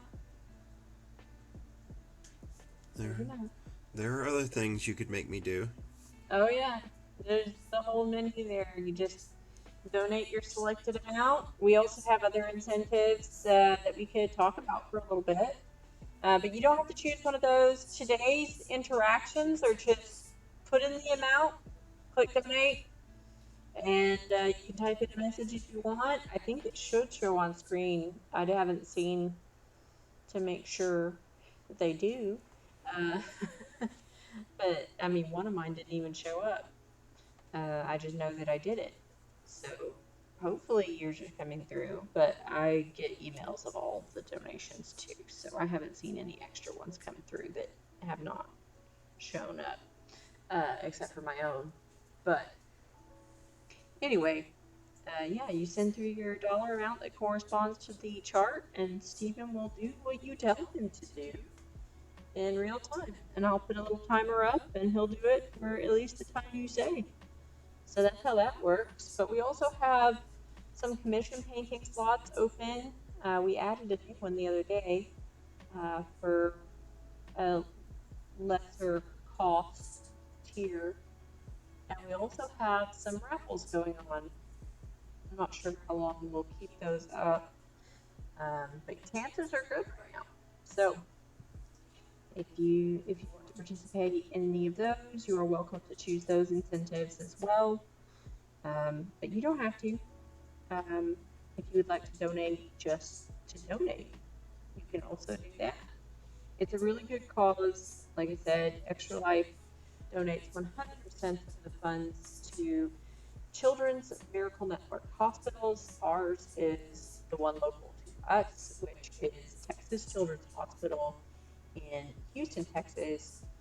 Um, so that is where all the funds that we are raising with Extra Life this year and for the past, oh, what is it, 4 years? I think maybe 5. I don't know. Are going. So and they're given to the hospital's undesignated funds. So the hospital can use them in the way that benefits them most, and that usually is going to help sick children and their families in the way that's most impactful. So, Extra Life has raised millions of dollars so far since 2008 when it was established. It's a really, really good charity, made of mostly nerds and geeks and stuff and gamers. And just people who want to have fun doing something for charity, and we really love it. It's a group of really cool people doing things that they love that also happens to just benefit some really cool kids that, you know. So we hope that you do donate if you feel led to or are able to.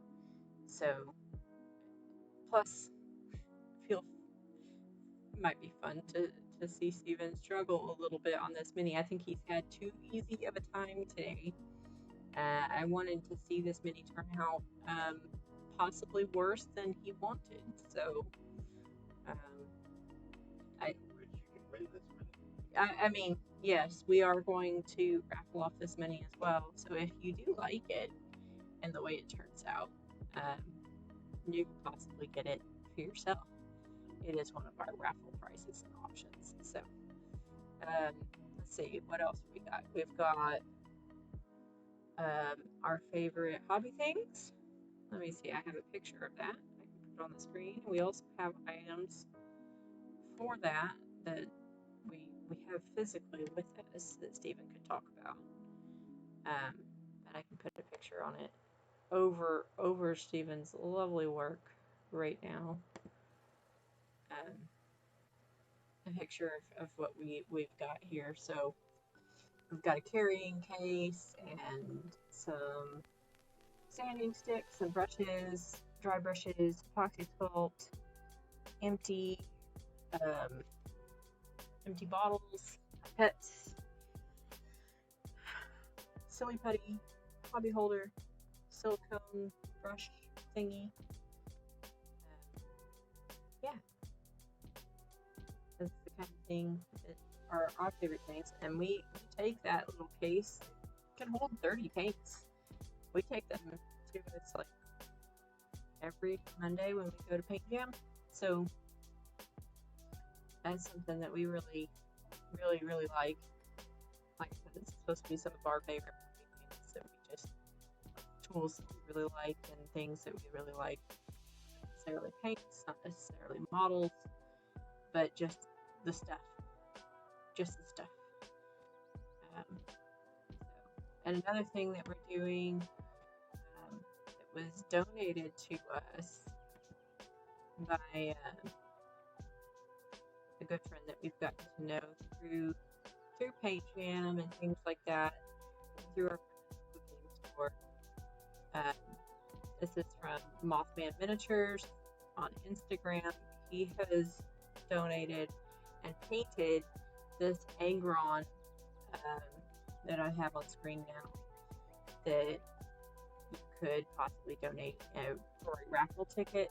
They're $5 per raffle ticket, or you can do $20 to get 5 raffle tickets, so you get $1 off for each that way.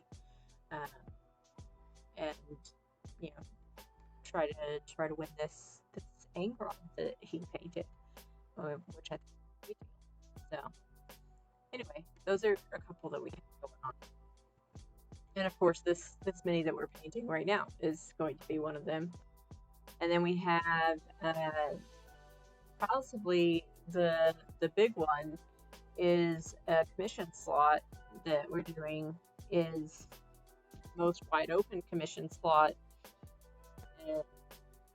Stephen or I, or a combination of both of us together, maximizing our time and strengths, will paint a model for you any size. Like, it's very open-ended, one single model of any size. Now, I don't think that we would do something like a Titan. Toddler size minis might be too much, but certainly like an Imperial Knight or Mortarion, all of those would be within bounds. You know, busts, really nice character, anything you want, display quality, really nicely done. We would do it up really nice. But any figure that's really open-ended, that is one of our commissions and it's basically the most wide open that we got. We also have the single figure one that's still um, available, both tabletop and display quality, I believe, um, that are available just for a straight donation purchase. And we also have an army commission that is available 60 models or less, um, with one showpiece model, and that one is the big high ticket commission slot that's there. And then we have a 100 millimeter or smaller single figure display quality slot as well, that's available just for a donation amount, that whoever donates that amount gets it. So if you're thinking about that, those are the incentives that are available on our page. So if you're interested in that sort of thing, check it out. We will ship models, but we are not going to be, buying models with that amount of the donation. So either you have to provide the models to us in person, or ship them to us, or provide some other way for us to procure your models for you if you're not local, because the money isn't ours, right? It goes directly to Extra Life on their platform. So we want it to go to them. It's for charity. Um, so it doesn't go towards any of the models or anything. It's not like a normal commission in that way. So you do have to give the models for the commissions. But if you're not local to Houston or the Houston area, or come around the Houston area in any way, we could still try to find a way to make it work. And we'll gladly ship models back to anywhere in the continental U.S. But yeah, you just have to find a way to get them to us first. So, if you have any questions about it, just reach out, let us know. Have I gone on long enough, Stephen? I'll let you talk for a little bit. Into a struggle point where everything I touch is rubbing off paint. So I may need to consider getting it down on the base so that I can stop rubbing off paint. Um, yeah, I think that is probably something I need to figure out. So I'm going to set this guy aside for the moment, and we're going to go to the base. We're going to get some black, just straight up black. Vortexer. We're going to paint some rocks. This is the high quality entertainment that y'all came here to watch. Let's get this brush is pretty old and kind of beaten up. So this brush I was saying earlier is a Winsor Newton number 2, but I'm fairly sure that it is not authentic.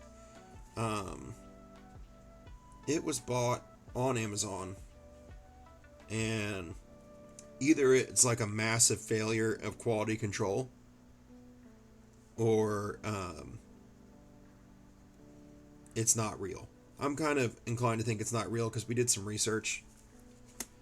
But weirdly enough, even though it's not real, I use it all the time for when I want a brush that's kind of like semi-nice, but I don't mind beating up, doing something like painting this really rough texture.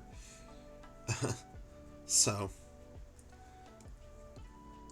it still gets used despite the fact that it's a natural hair brush that's probably fake. I mean, it's real natural hair. I just don't think it's an actual Winsor Newton. It never kept a tip.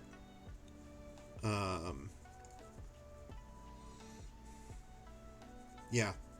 I mean, there were a lot of things about it that it never really was good. So either it was a failure of quality control, or it's not real. And I'm inclined to think it's not real because I've heard a lot of people talk about getting fake Winsor Newtons on Amazon. So we're just making these rocks black.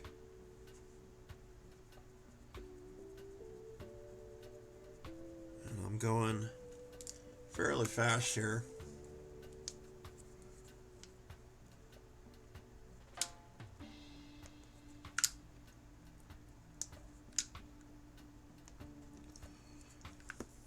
I'm almost out of black. Luckily, I have another one up on my shelf. But get this one finished. So his forward foot is going to be standing out on this promontory here.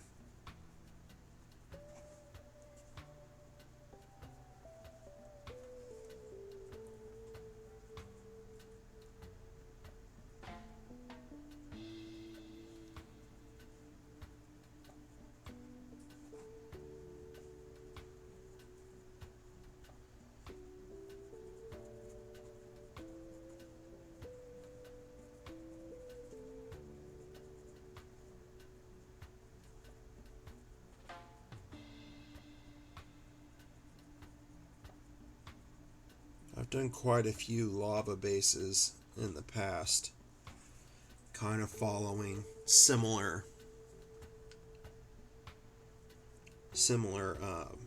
pattern.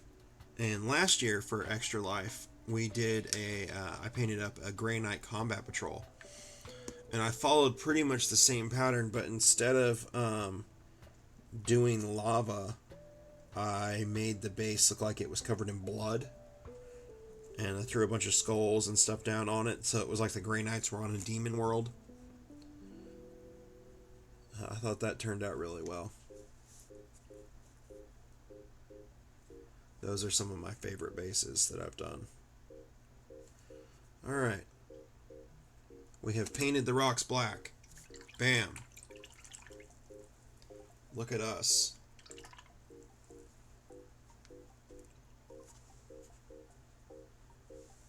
Try to get all the paint off of this old brush. I just painted the side of my water bottle.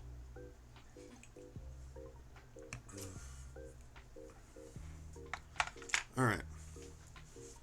So I think continuing on the theme of we're going to work on the base a bit, we're going to put some yellow down for the lava.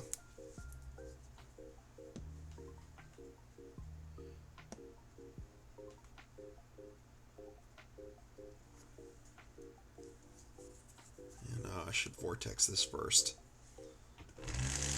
Vortexer! Alright.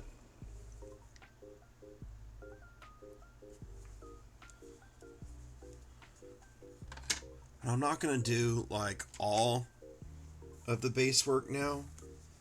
I am going to try to get some of these colors down.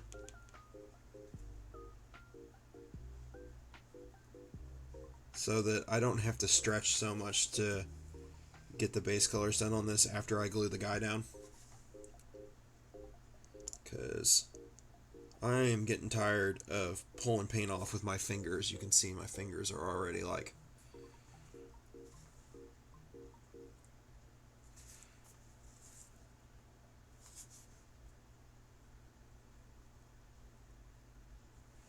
So we're just going to get some yellow and black down. And I am going to have to let this dry so that I can do the gray dry brush on the rocks.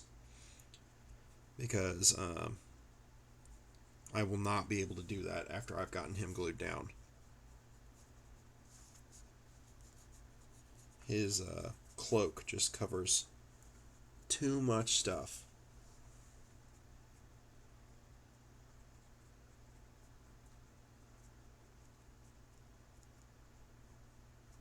I have painted myself into a corner where I have no way to hold on to the base, which is the prevailing theme of the day. Steven makes it difficult to hold on to the model.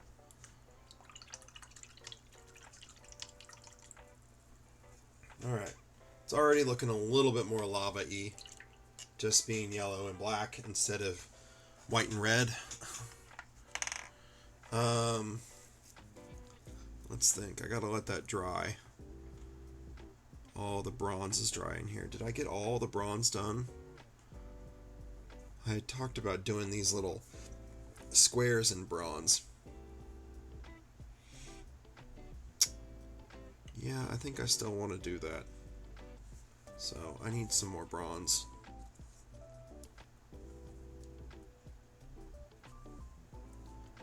We'll see if I can do that without making a mess. Oh, and I was going to do the guard of the sword.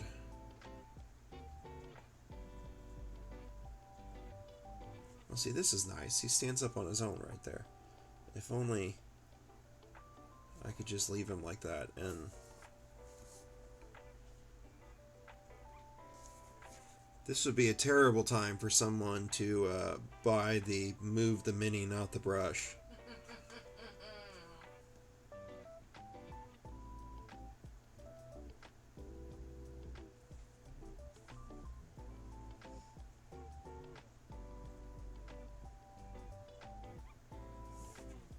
Okay. One down, one arm down.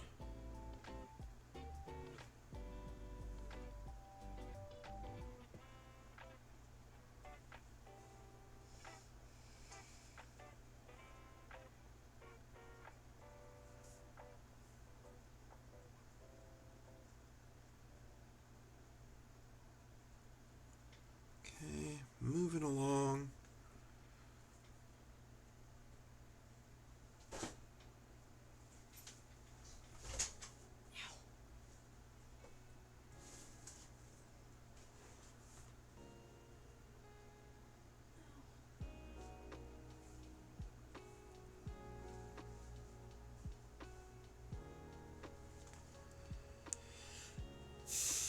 Okay.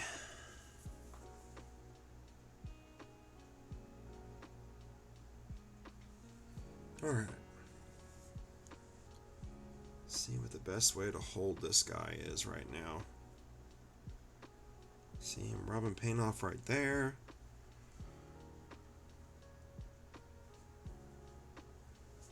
So I spent a lot of time trying to get white in the crevices of this guard so that we can do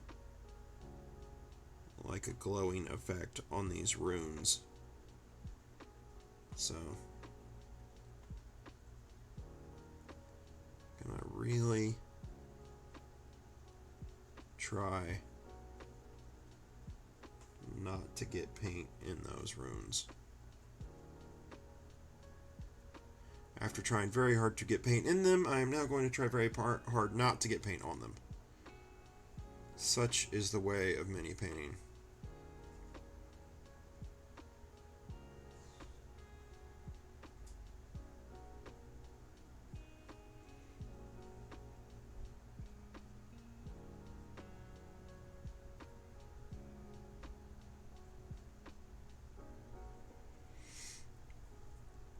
Alright, I feel like that worked pretty well.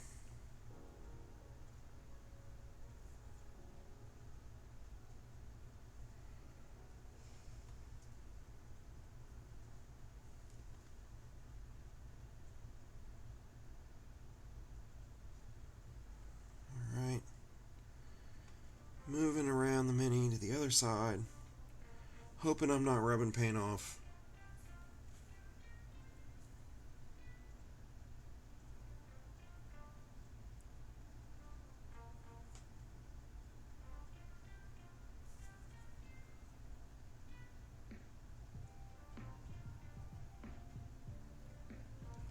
I got a little bronze further up the sword than I wanted to, but you know what? We're going to do a lot of work on the sword.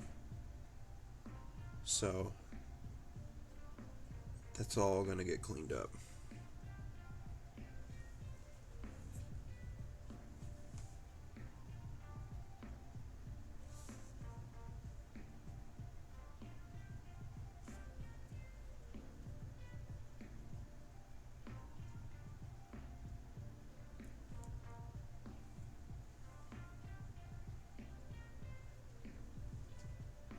Alright.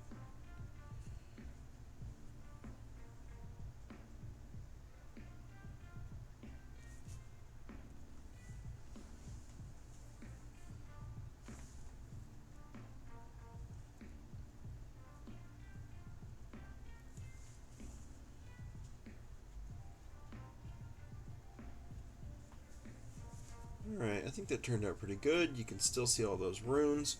Careful where you are. Hopefully, I can put a fluorescent yellow or orange or something in there and make them kind of look like they're glowing. Kind of effect is easier to do with an airbrush, but we're gonna see what we can do.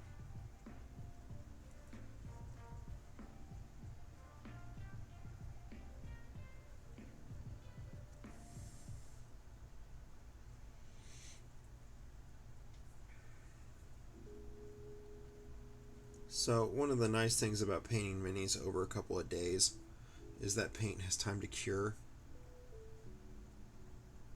A lot of people don't realize that about acrylic paint, but it does need time to cure before it like firmly sticks to whatever you painted it on. So we should clean that little spot up right there with dark silver.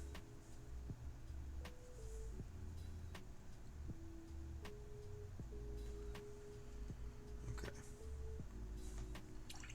And that's why I'm constantly rubbing paint off, is because this paint is not having time to cure, so it's not fully sticking to the model yet. And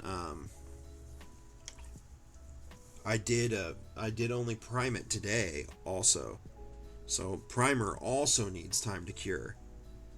So basically, what I'm doing is I'm half sticking the paint down, and then my skin with its natural oils is coming along and unsticking that paint, and I'm having to constantly go back and touch things up. This is always a problem with speed painting. Um, the best ways to get around that is to like really make sure your mini is primed well in advance of when you get started, and to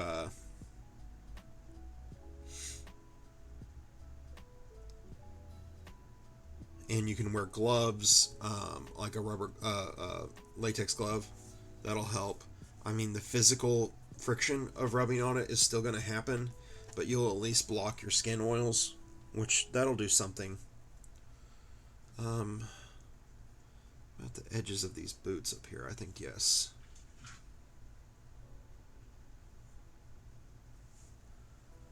So you could do that. Um, a well-known painter that we like will use a piece of bubble wrap. I got a donation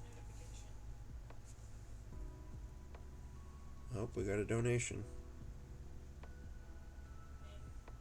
Maybe. Maybe. Technical difficulties. I think it's a belated notification for my donation. Oh.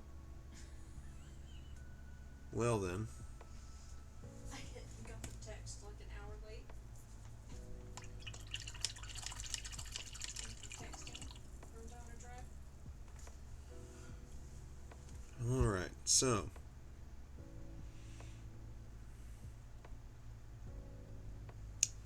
We still have watchers. We did, but we don't now. Alright. It's hard to tell because the ones on our donation page wouldn't show up. I think that we're going to do a be right back.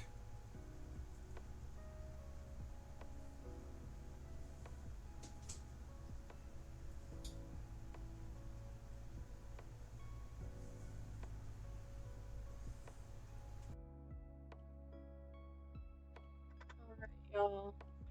Yeah, I think that Stephen is hungry and we're going to take a quick break for lunch. Maybe about 15-20 minutes. So, what is that? Let's see, we'll be back maybe 45? We'll be back at 1:45. So, that's the plan.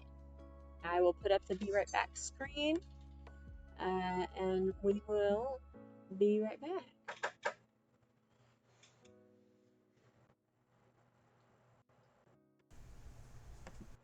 Miss Precious.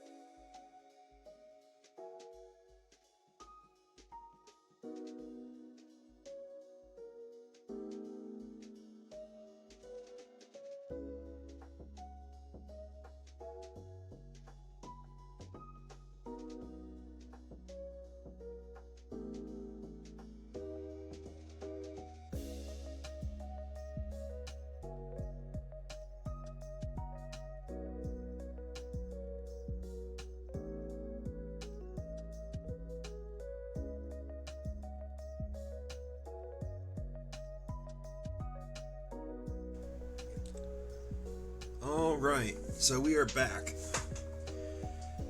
What are we gonna do first? Well, I don't think that this black is dry enough. Maybe it is.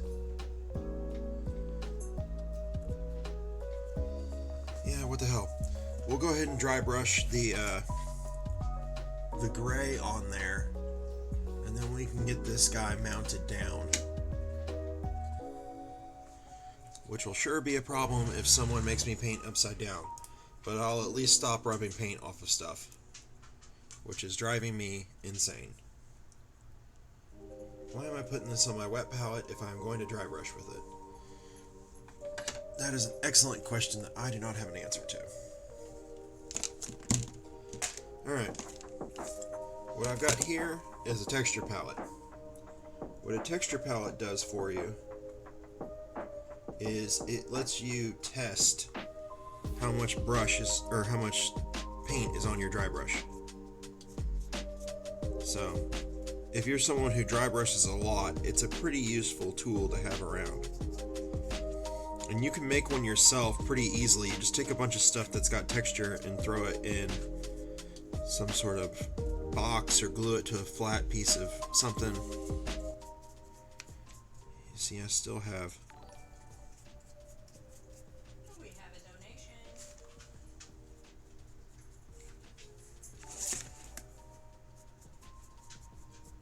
We got $8. I don't know what $8 is for.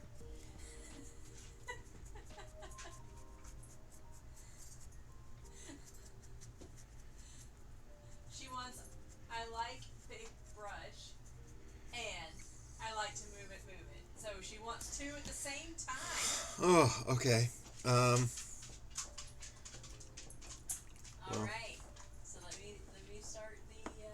I suppose I could cheat a little bit and I could just use this brush to dry brush. But you know what? I will honor honor the game, and I will actually do something on the mini instead of just dry brushing the base. So let me set this aside. Alright, what can I do on the mini?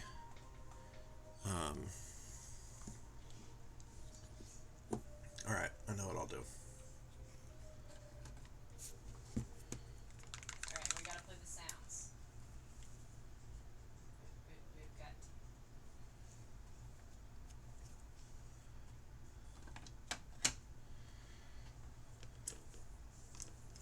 Alright, so I'm going back to my big number 2 Reaper.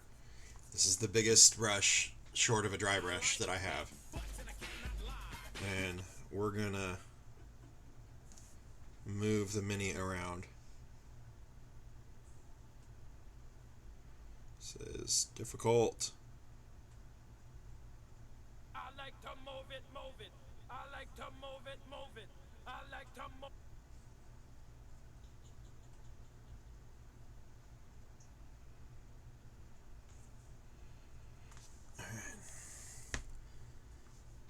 It's really hard to stop myself, you know, from moving the brush.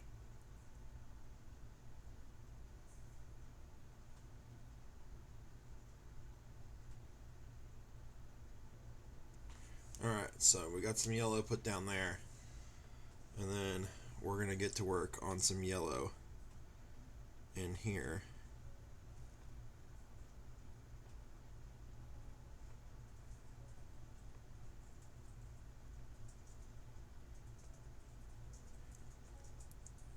This is more like taxing on me mentally, trying not to move my brush arm,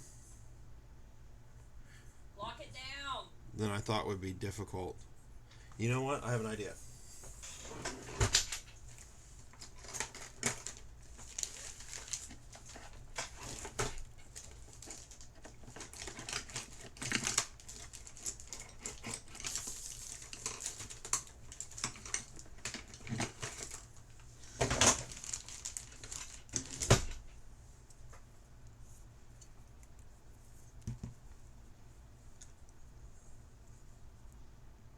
There we go. So now I'm not holding the brush at all. I do need to put some more paint on this brush, though. Yeah, there we go. Now we're cooking with gas.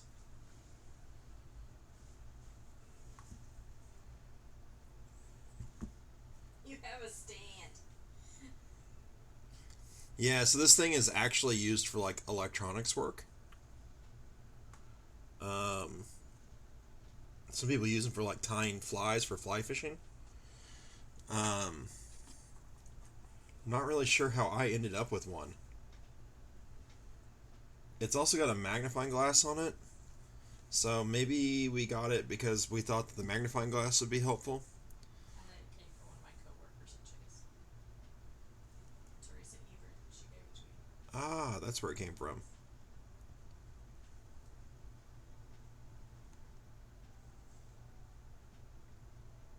So the hope is that the thing on the shield will look like fire when we're done, and that the sword will look like a lava sword, or maybe a fire sword. I'm not really sure what kind of effect I'm going to go for.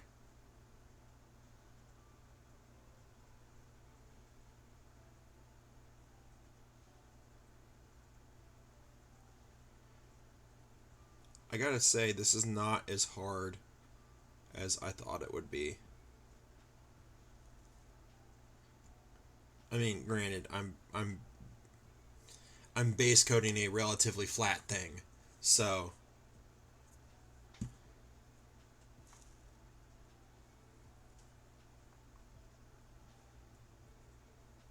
We've been having stupid frame rate drops all day.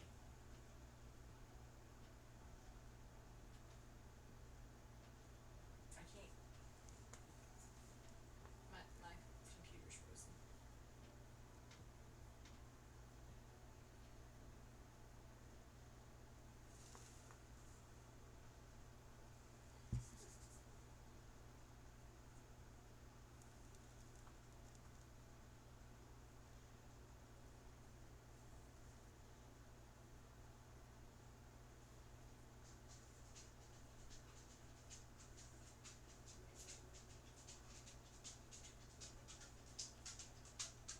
all right. How much time do I got left?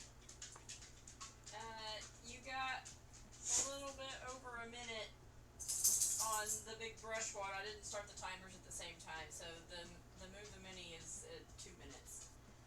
Oh, At least that's what I can see because my computer's frozen. And I can't actually see what Streamlabs says.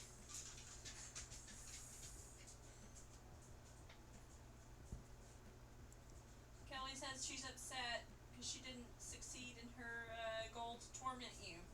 You're having too easy of a time. I mean, I'm not getting things done, but I'm not messing things up like I was afraid it was going to.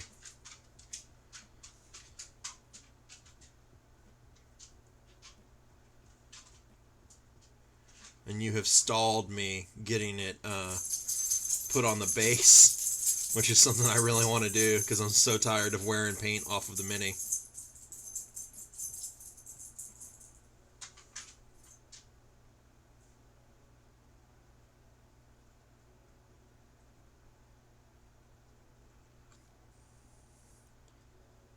And you kind of got a threefer. You got me doing freehand without uh, you got me doing freehand without moving the Mini. I think your timers are done. On which one? Your brush timer's definitely done. All right, the brush timer's done. I'll just keep doing both of them until they're both done.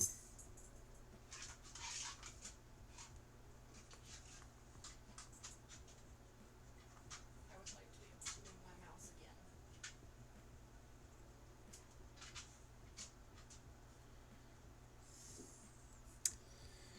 All right.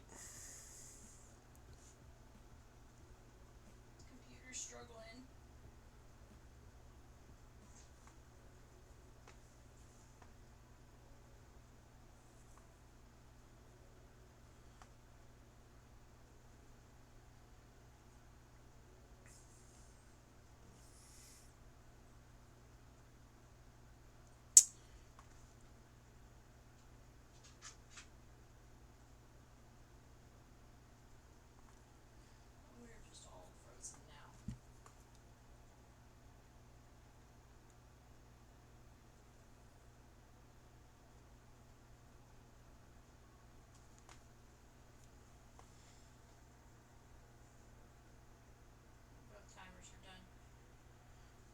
Okay.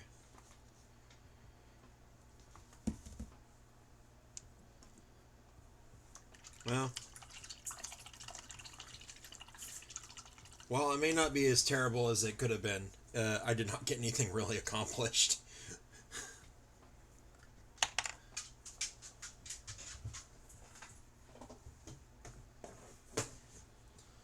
I did manage to knock over a ton of stuff trying to get that holder out. Okay, where was I?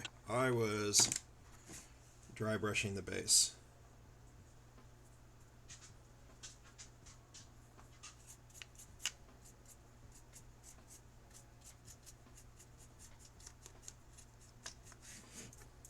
All right. Control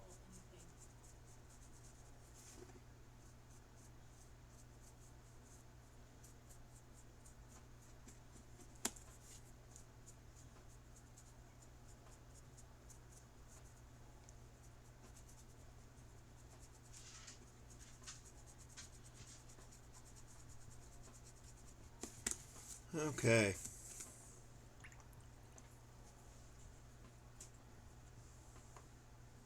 Always clean your dry brushes. I know people say, like, oh, you don't need to clean them. What they really mean is you don't need to clean them while you're using them. But if you don't ever clean them, they will get they'll get ruined. They'll basically they'll have paint will dry in them. They'll stick together,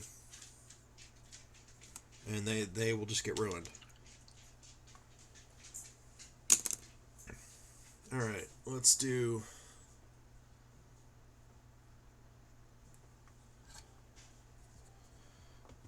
some burnt red. Oh my gosh.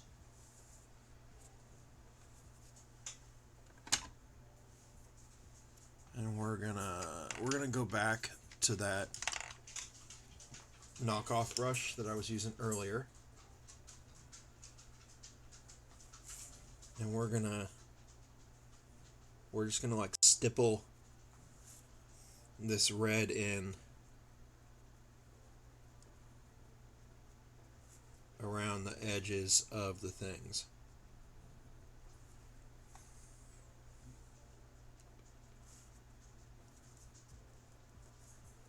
And we will come back in later and clean this up more.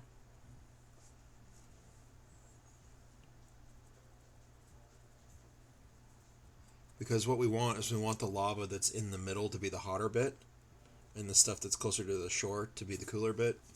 So we're just kind of doing a quick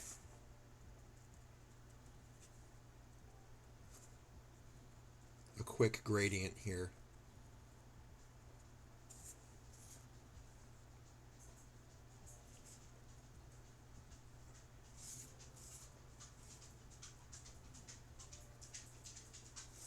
Okay. So there's that. And then we're going to come in with some orange.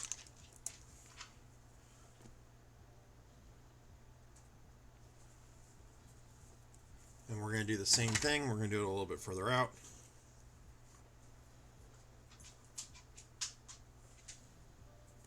And we're just doing this kind of down and dirty. It's almost wet blending.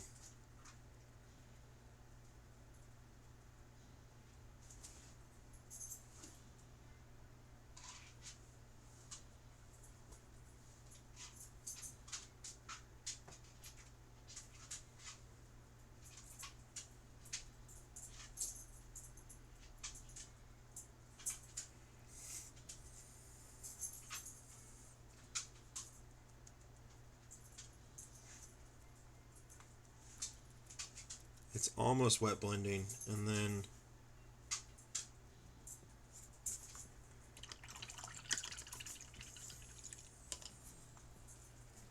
we will come back in with some yellow.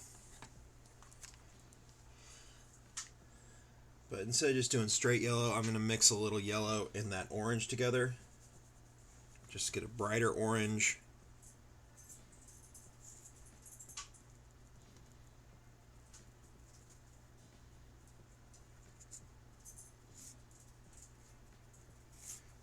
that in there.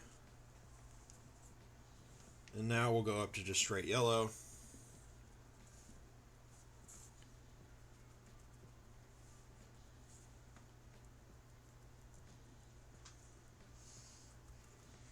And we will come back in later and add some more into this. I'm just getting this done kind of roughly so that I can get this guy glued to the base.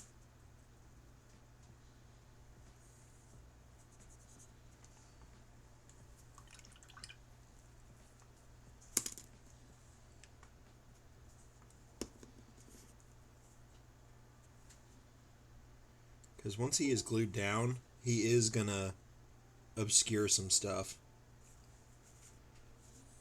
Mostly the stuff he obscures will be the big rock that he's going to stand on in the middle. But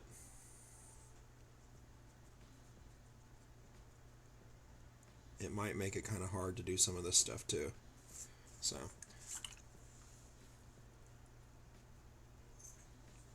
what we got here is just kind of a... Doesn't super look like lava yet, right? But we've got some initial like gradients going.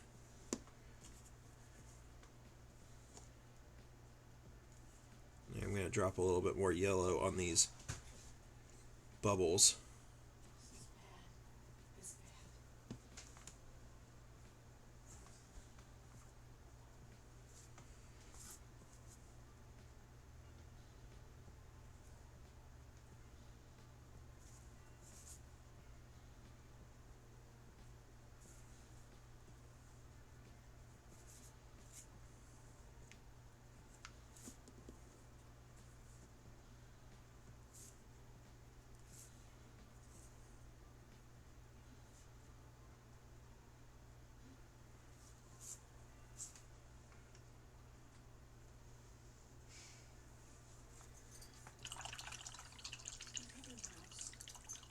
Yeah.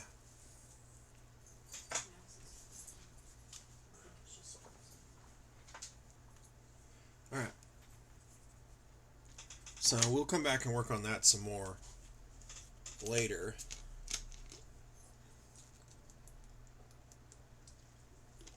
But we're going to do the thing that I have been waiting for.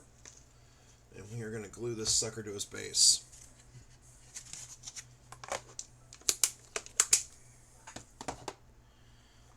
Glue.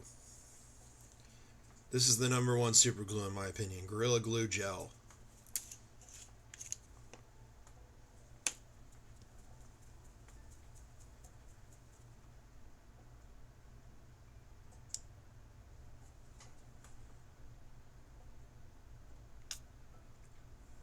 Alright, he's kind of heavy, so I'm not going to skimp on the super glue. And we're going to...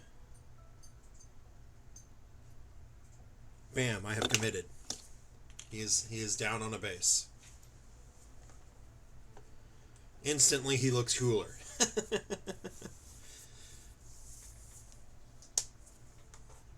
You know, I'm actually kind of digging the magenta hair now. It's kind of working for me. So, I do have Super Glue Accelerator, but if you're not aware of this, once you've got paint on something, you cannot use Accelerator on it because that is basically acetone. And it'll take the paint right off of whatever it touches. So, if you do want to use it after you've already, put paint on something, you've got to be very careful.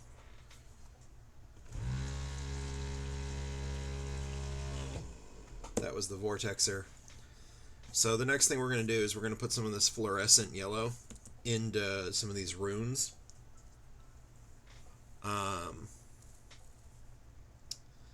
then I probably need to start thinking about... I either need to work on the sword, the freehand, or I need to start thinking about the shading. And whether I'm going to do a wash or not. And if I'm going to do a wash, am I going to do multiple washes?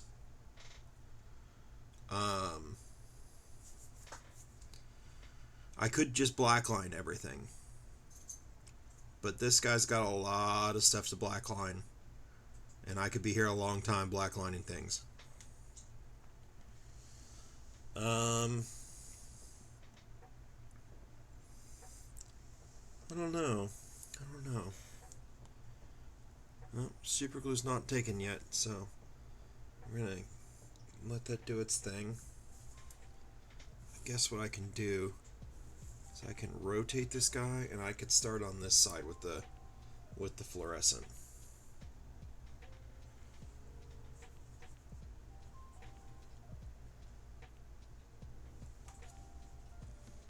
And this stuff is bright.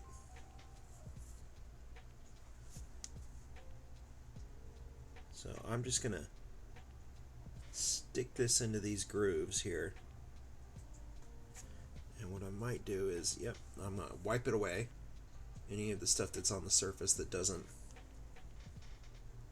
sink into the recesses.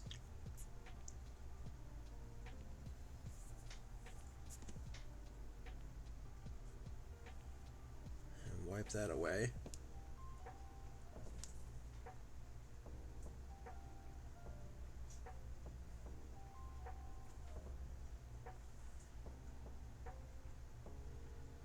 So this is a golden,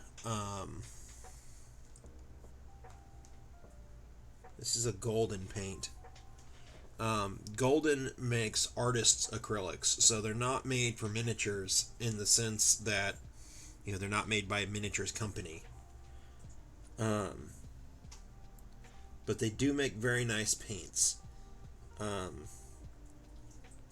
This is their high flow line, which is pretty thin. Even by the standards of like Pro Acryl or Reaper, it's pretty thin. But they also have another line called Golden So Flat, which is very matte, and it lays very flat. And I know that there are several miniature artists that really like it.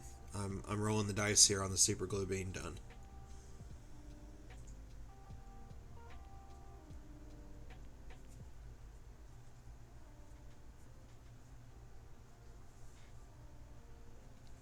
All right.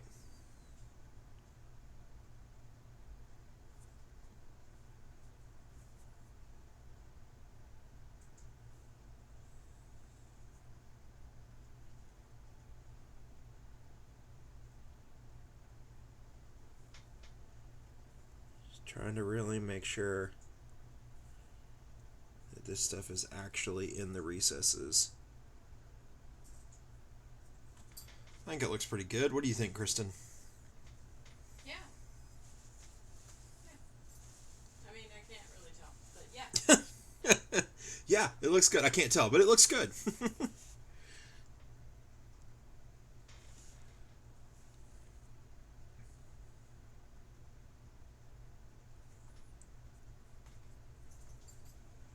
So I spent all that time getting it on the base, and then what am I doing? I'm holding it by the model. But that's just because I'm not 100% sold that the super glue is cured yet. So I'm trying to give it a little bit longer. But hopefully that will solve my I keep rubbing paint off of things issue.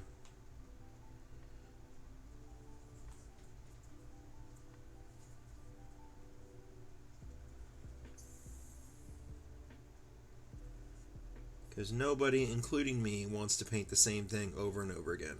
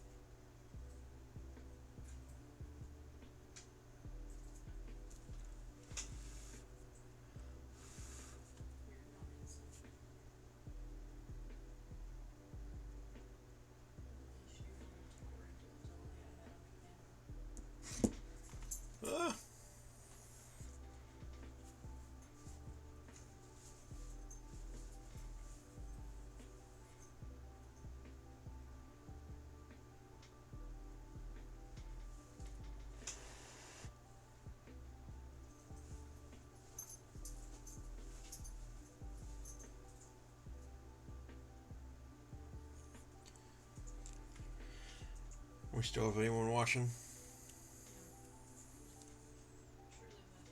truly left because this is really frustrating to watch.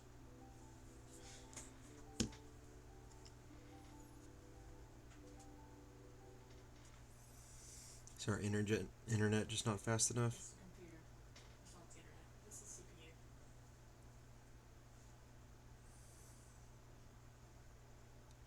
I'm sorry.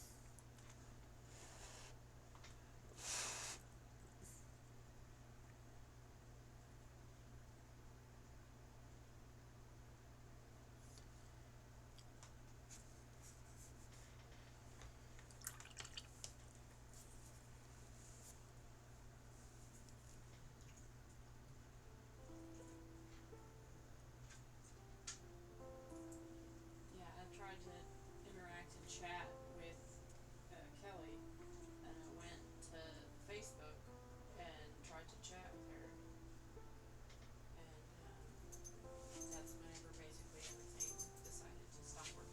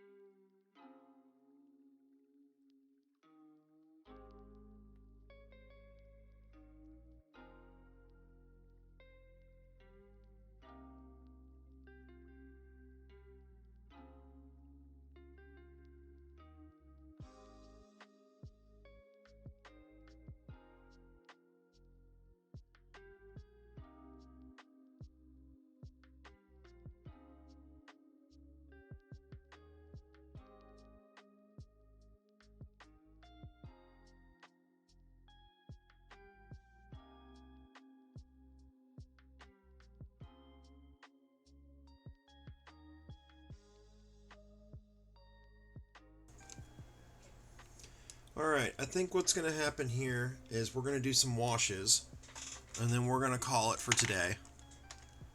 and we'll pick this back up tomorrow. So, before we get into what all that means, let's talk about the washes.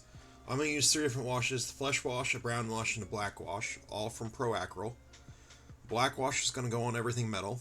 Brown wash is going to go on the couple pieces of leather and on his cloak and whatnot. And then the flesh wash is obviously going to go on the flesh. So, how do we want to approach this given that we're going to do 3 different washes? I think we're going to do it inside out, just like we would if we were going to paint it. So, we're going to start with the flesh wash. And I'm not going to put these in my wet palette.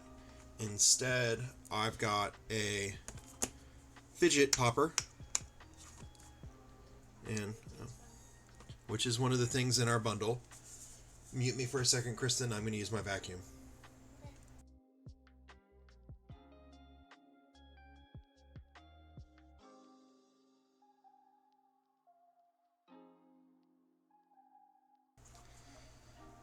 This fidget popper is one of the things in our bundle, and sorry, Kristen.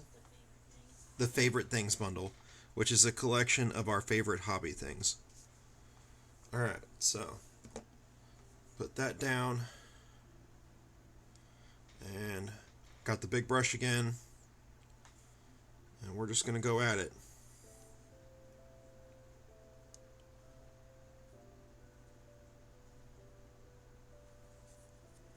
So Pro Acryl washes are interesting.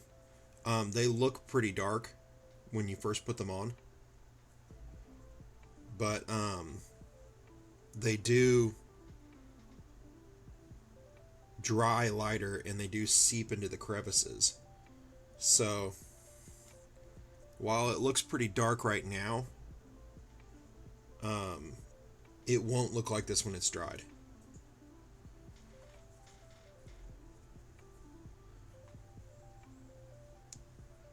Okay.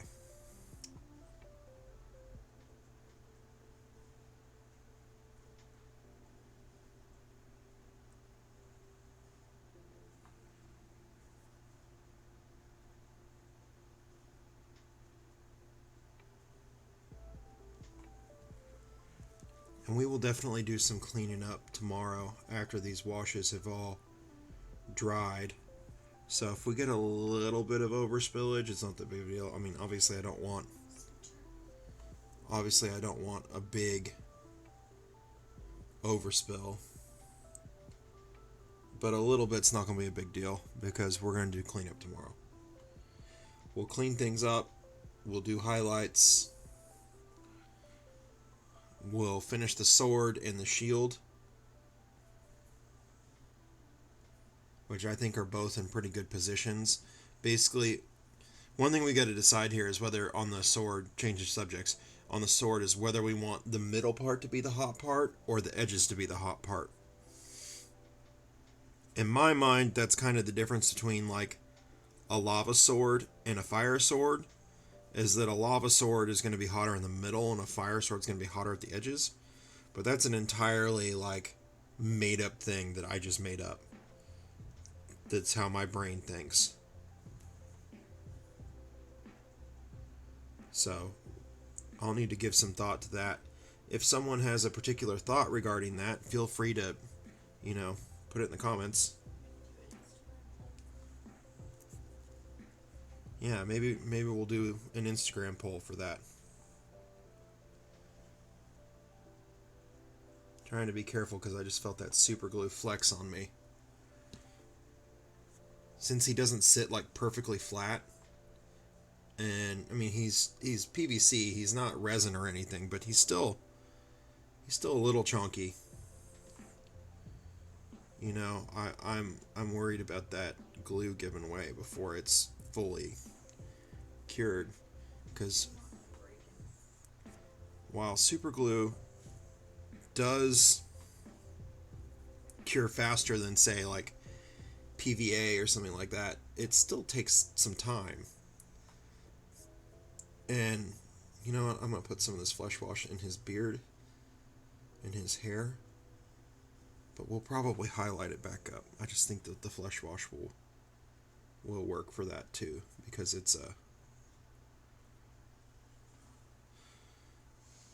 But it takes time to cure also. So, it's the struggle of speed painting where you're working with stuff that needs time to do its thing, and you're trying to do something quickly. So, like I said, it looks dark right now. It will look less dark once it dries. And what I am going to do is I am going to go through now and try to pull up anything that's pooling excessively or that's on an area that I don't want it to be on. I just rub that off so we get a little bit more in there.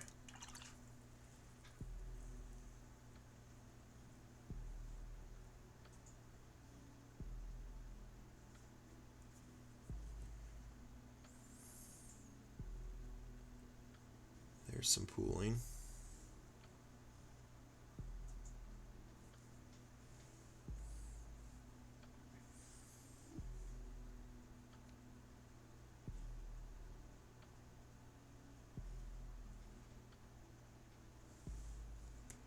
Okay.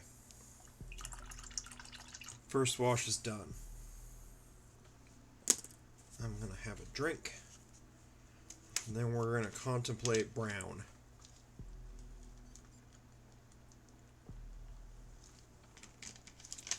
We are not going to wash the base.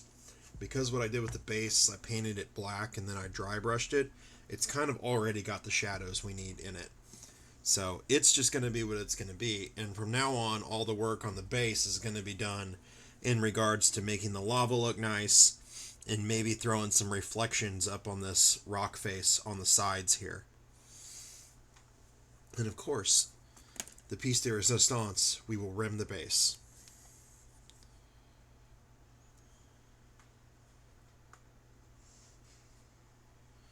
That stuff stuck to my fingers.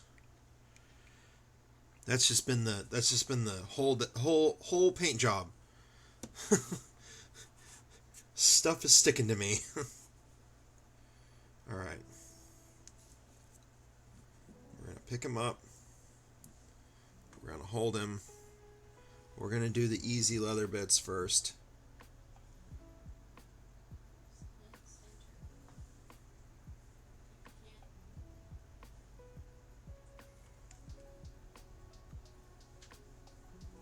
All right, easy leather bits done. And we'll do this front piece here. We don't really want the brown on this bronze here.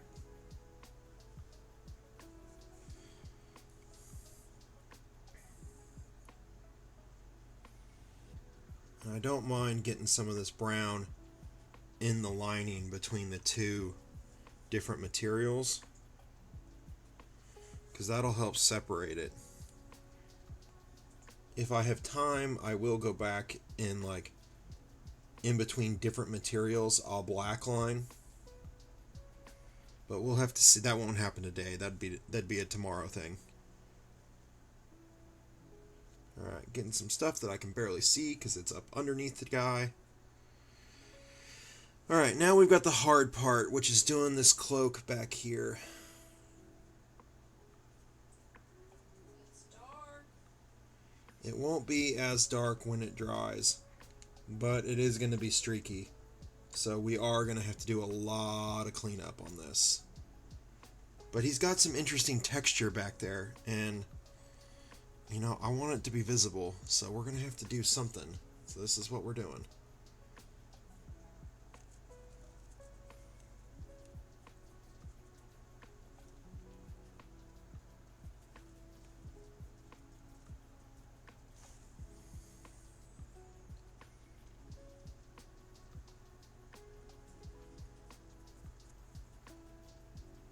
Maybe it will do us a favor, and it, instead of looking streaky, it will just look grungy.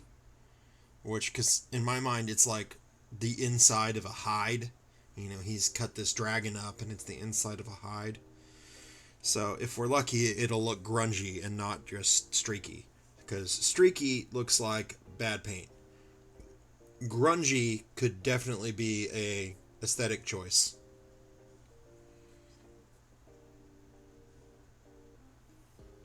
So, okay. I'm gonna need a little bit more brown here because we got all this dragon hide on the back to do. And my thought process is that we're actually going to bring this green up pretty bright.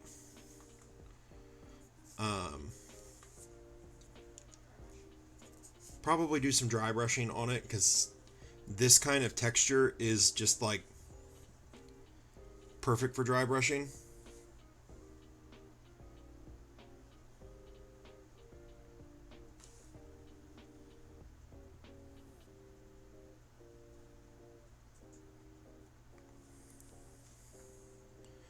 Now, if I had been more clever with my time, I could have just painted the cloak and then dry brush the cloak, wash the cloak, dry brush the cloak, and just the cloak would just be done. I could have done that. Instead, I was like, paint a little of this, paint a little bit of that.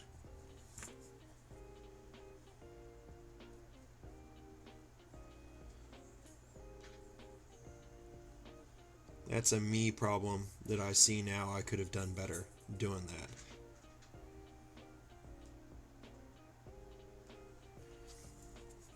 It's really soaking up this wash.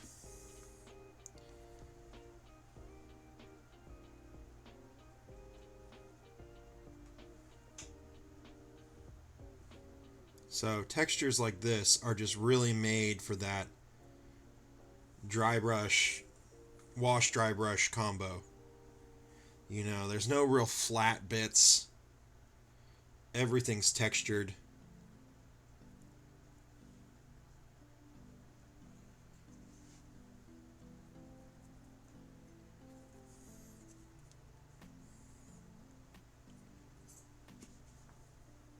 Got some leakage up under here.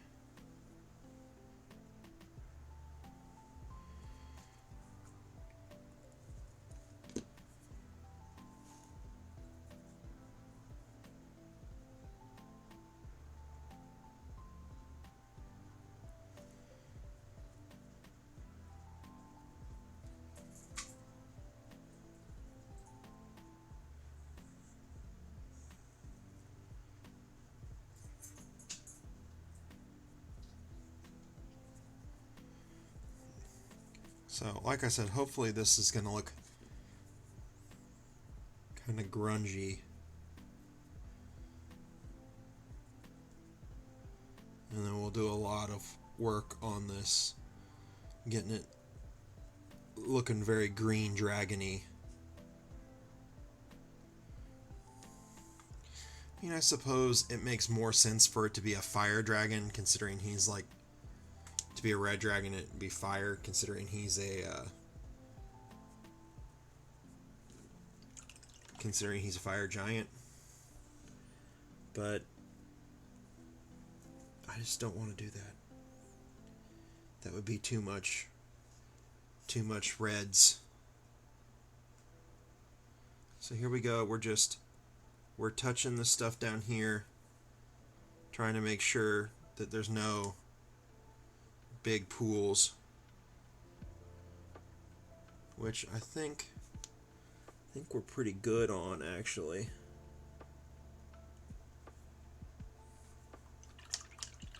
There's a certain point of no return with washes where you've put them down, they've done their thing, and you should just really not touch them again, because you will just mess them up. So if you want to do stuff like this, where you're going back and collecting the pools of things, you got to do it sooner rather than later. You can't wait too long. In an ideal world, I would stop here and I would wait for these to dry, and then I'd come back and do the black wash. But I'm just going to go ahead and do it. I do notice that we have some super glue squeeze out around the foot. That's not a big deal. We'll just have to go back in and touch that up with a little bit of gray. If it's particularly bad, I'll get the texture out again and I'll put a little texture in there and then we'll paint over that and then hit it with a little bit of gray afterwards. And that'll really hide it. I might do that anyways, just to kind of hide the gaps around the foot. Don't know that it's really necessary to hide the gaps around the foot, but it bothers me a little bit. Alright, we're doing the black wash.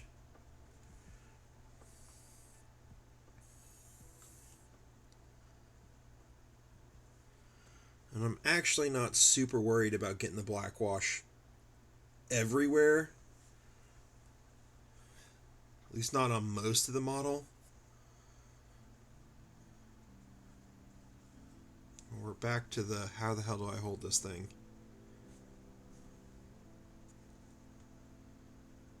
I just want to really make sure it gets into these recesses.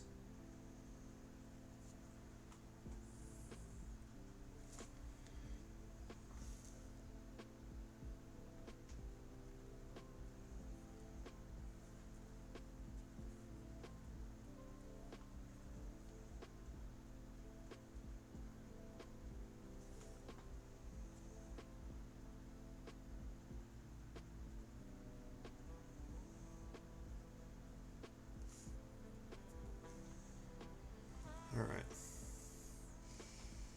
So there's that. Let's get these things here on his chest.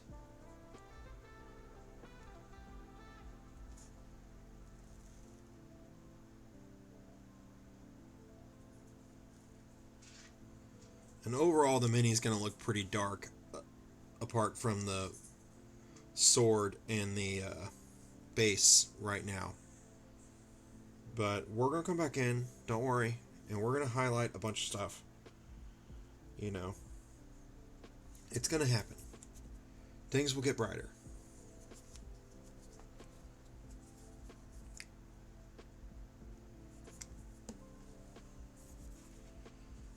Man.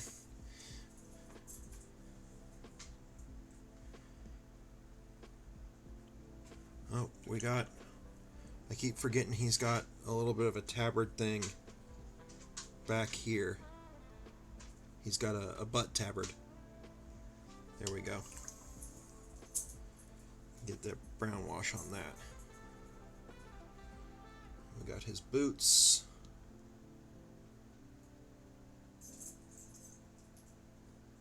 Whoa there, super glues. Wanting to let go.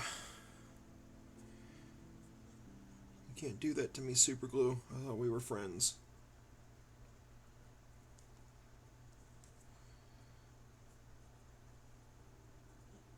There we go. That feels good.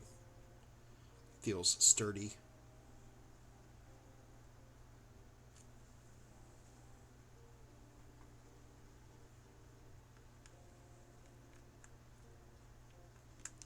Computer's finally caught up enough to be happy. Still can't use the mouse. Touchpad. We haven't done any frame rates.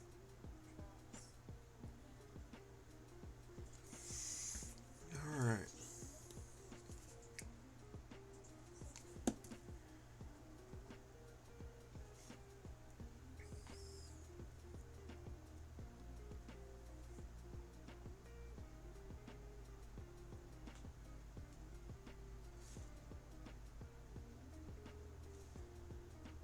Alright.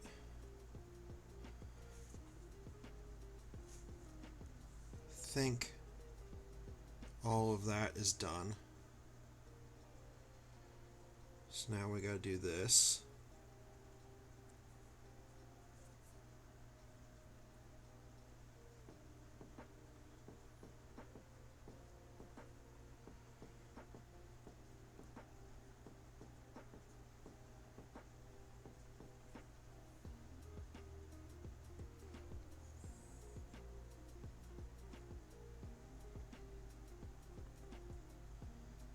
So we don't want to mess up the freehand we've done here, right? So we're not going to put any wash in the middle of the shield. We're just going to go around the edges like this.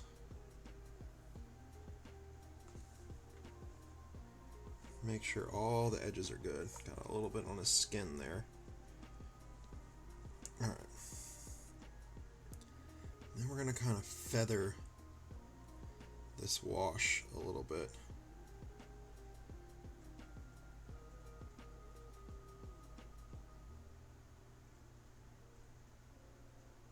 Out towards the middle.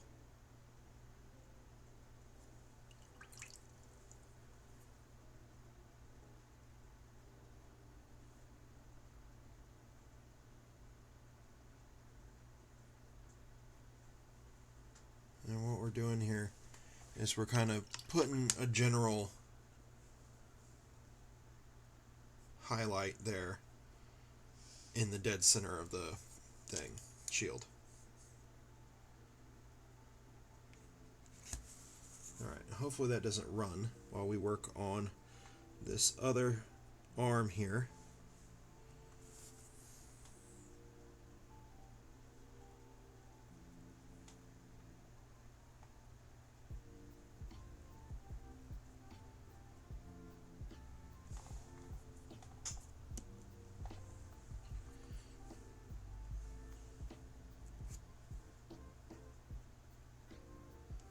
Oh, I don't like picking this up by just the sword. But right now it is literally the only thing that it's not wet.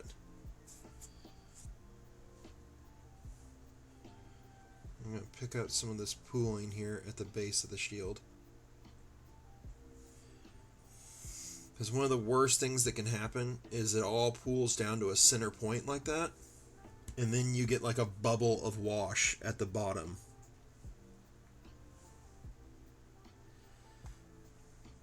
Alright. I think I'm going to leave the sword alone. I'm not going to do any of the washes on that. I'll save that for tomorrow. You know, I suppose I can wash the pommel.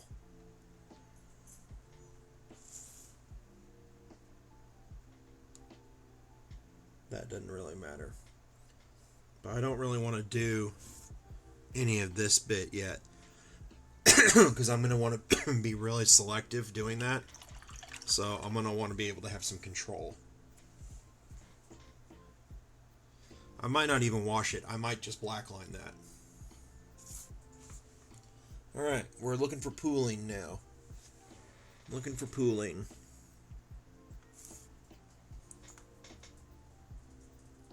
Still got some pooling at the base of the shield.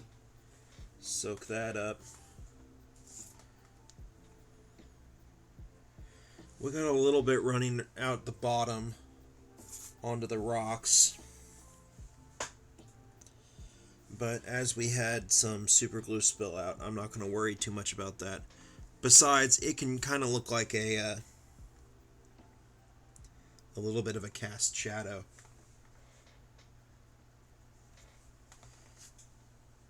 As long as it doesn't actually just like tide mark and pool. Alright, so overall, our boy looks super dark now. Or girl, as we talked about. He may be a girl.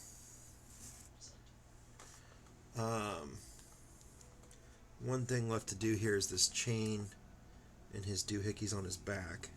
I'm going to have to lean over here and do this from a funky angle, since I can't pick him up really anymore. Alright.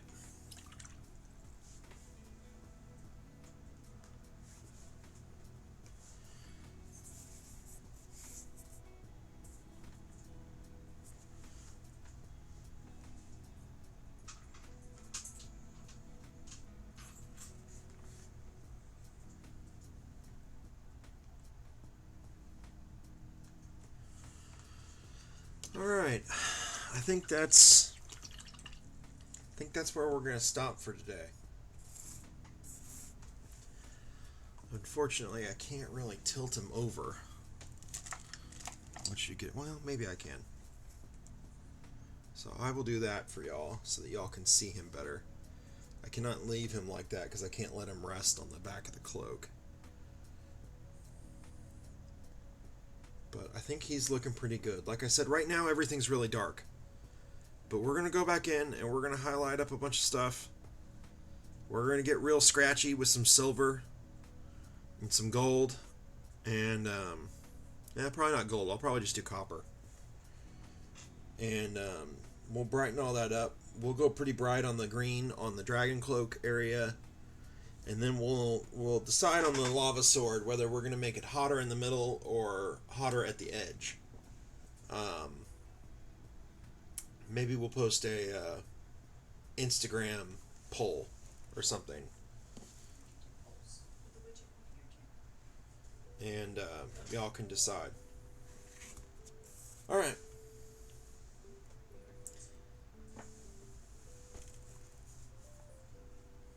You want to close this out, Kristen?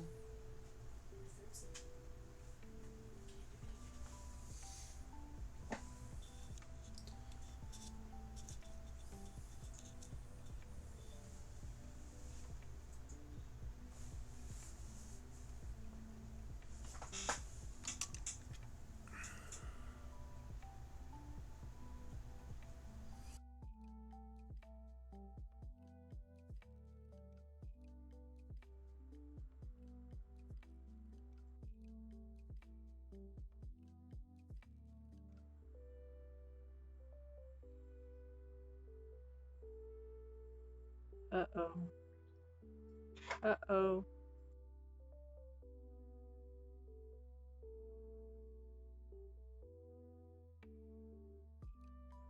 All right. So I think that's where we were gonna end it. Let me make sure that this isn't a new donation since my phone has been deciding to send uh, donation texts. Basically an hour and a half late. So anyway, thank you everyone who has participated in our stream and who has donated today. I do think that we're going to come back tomorrow. I don't know if it's going to be on Facebook or maybe we try to do it on Twitch. I'm not really sure. But I'm glad that we got to do some stuff today.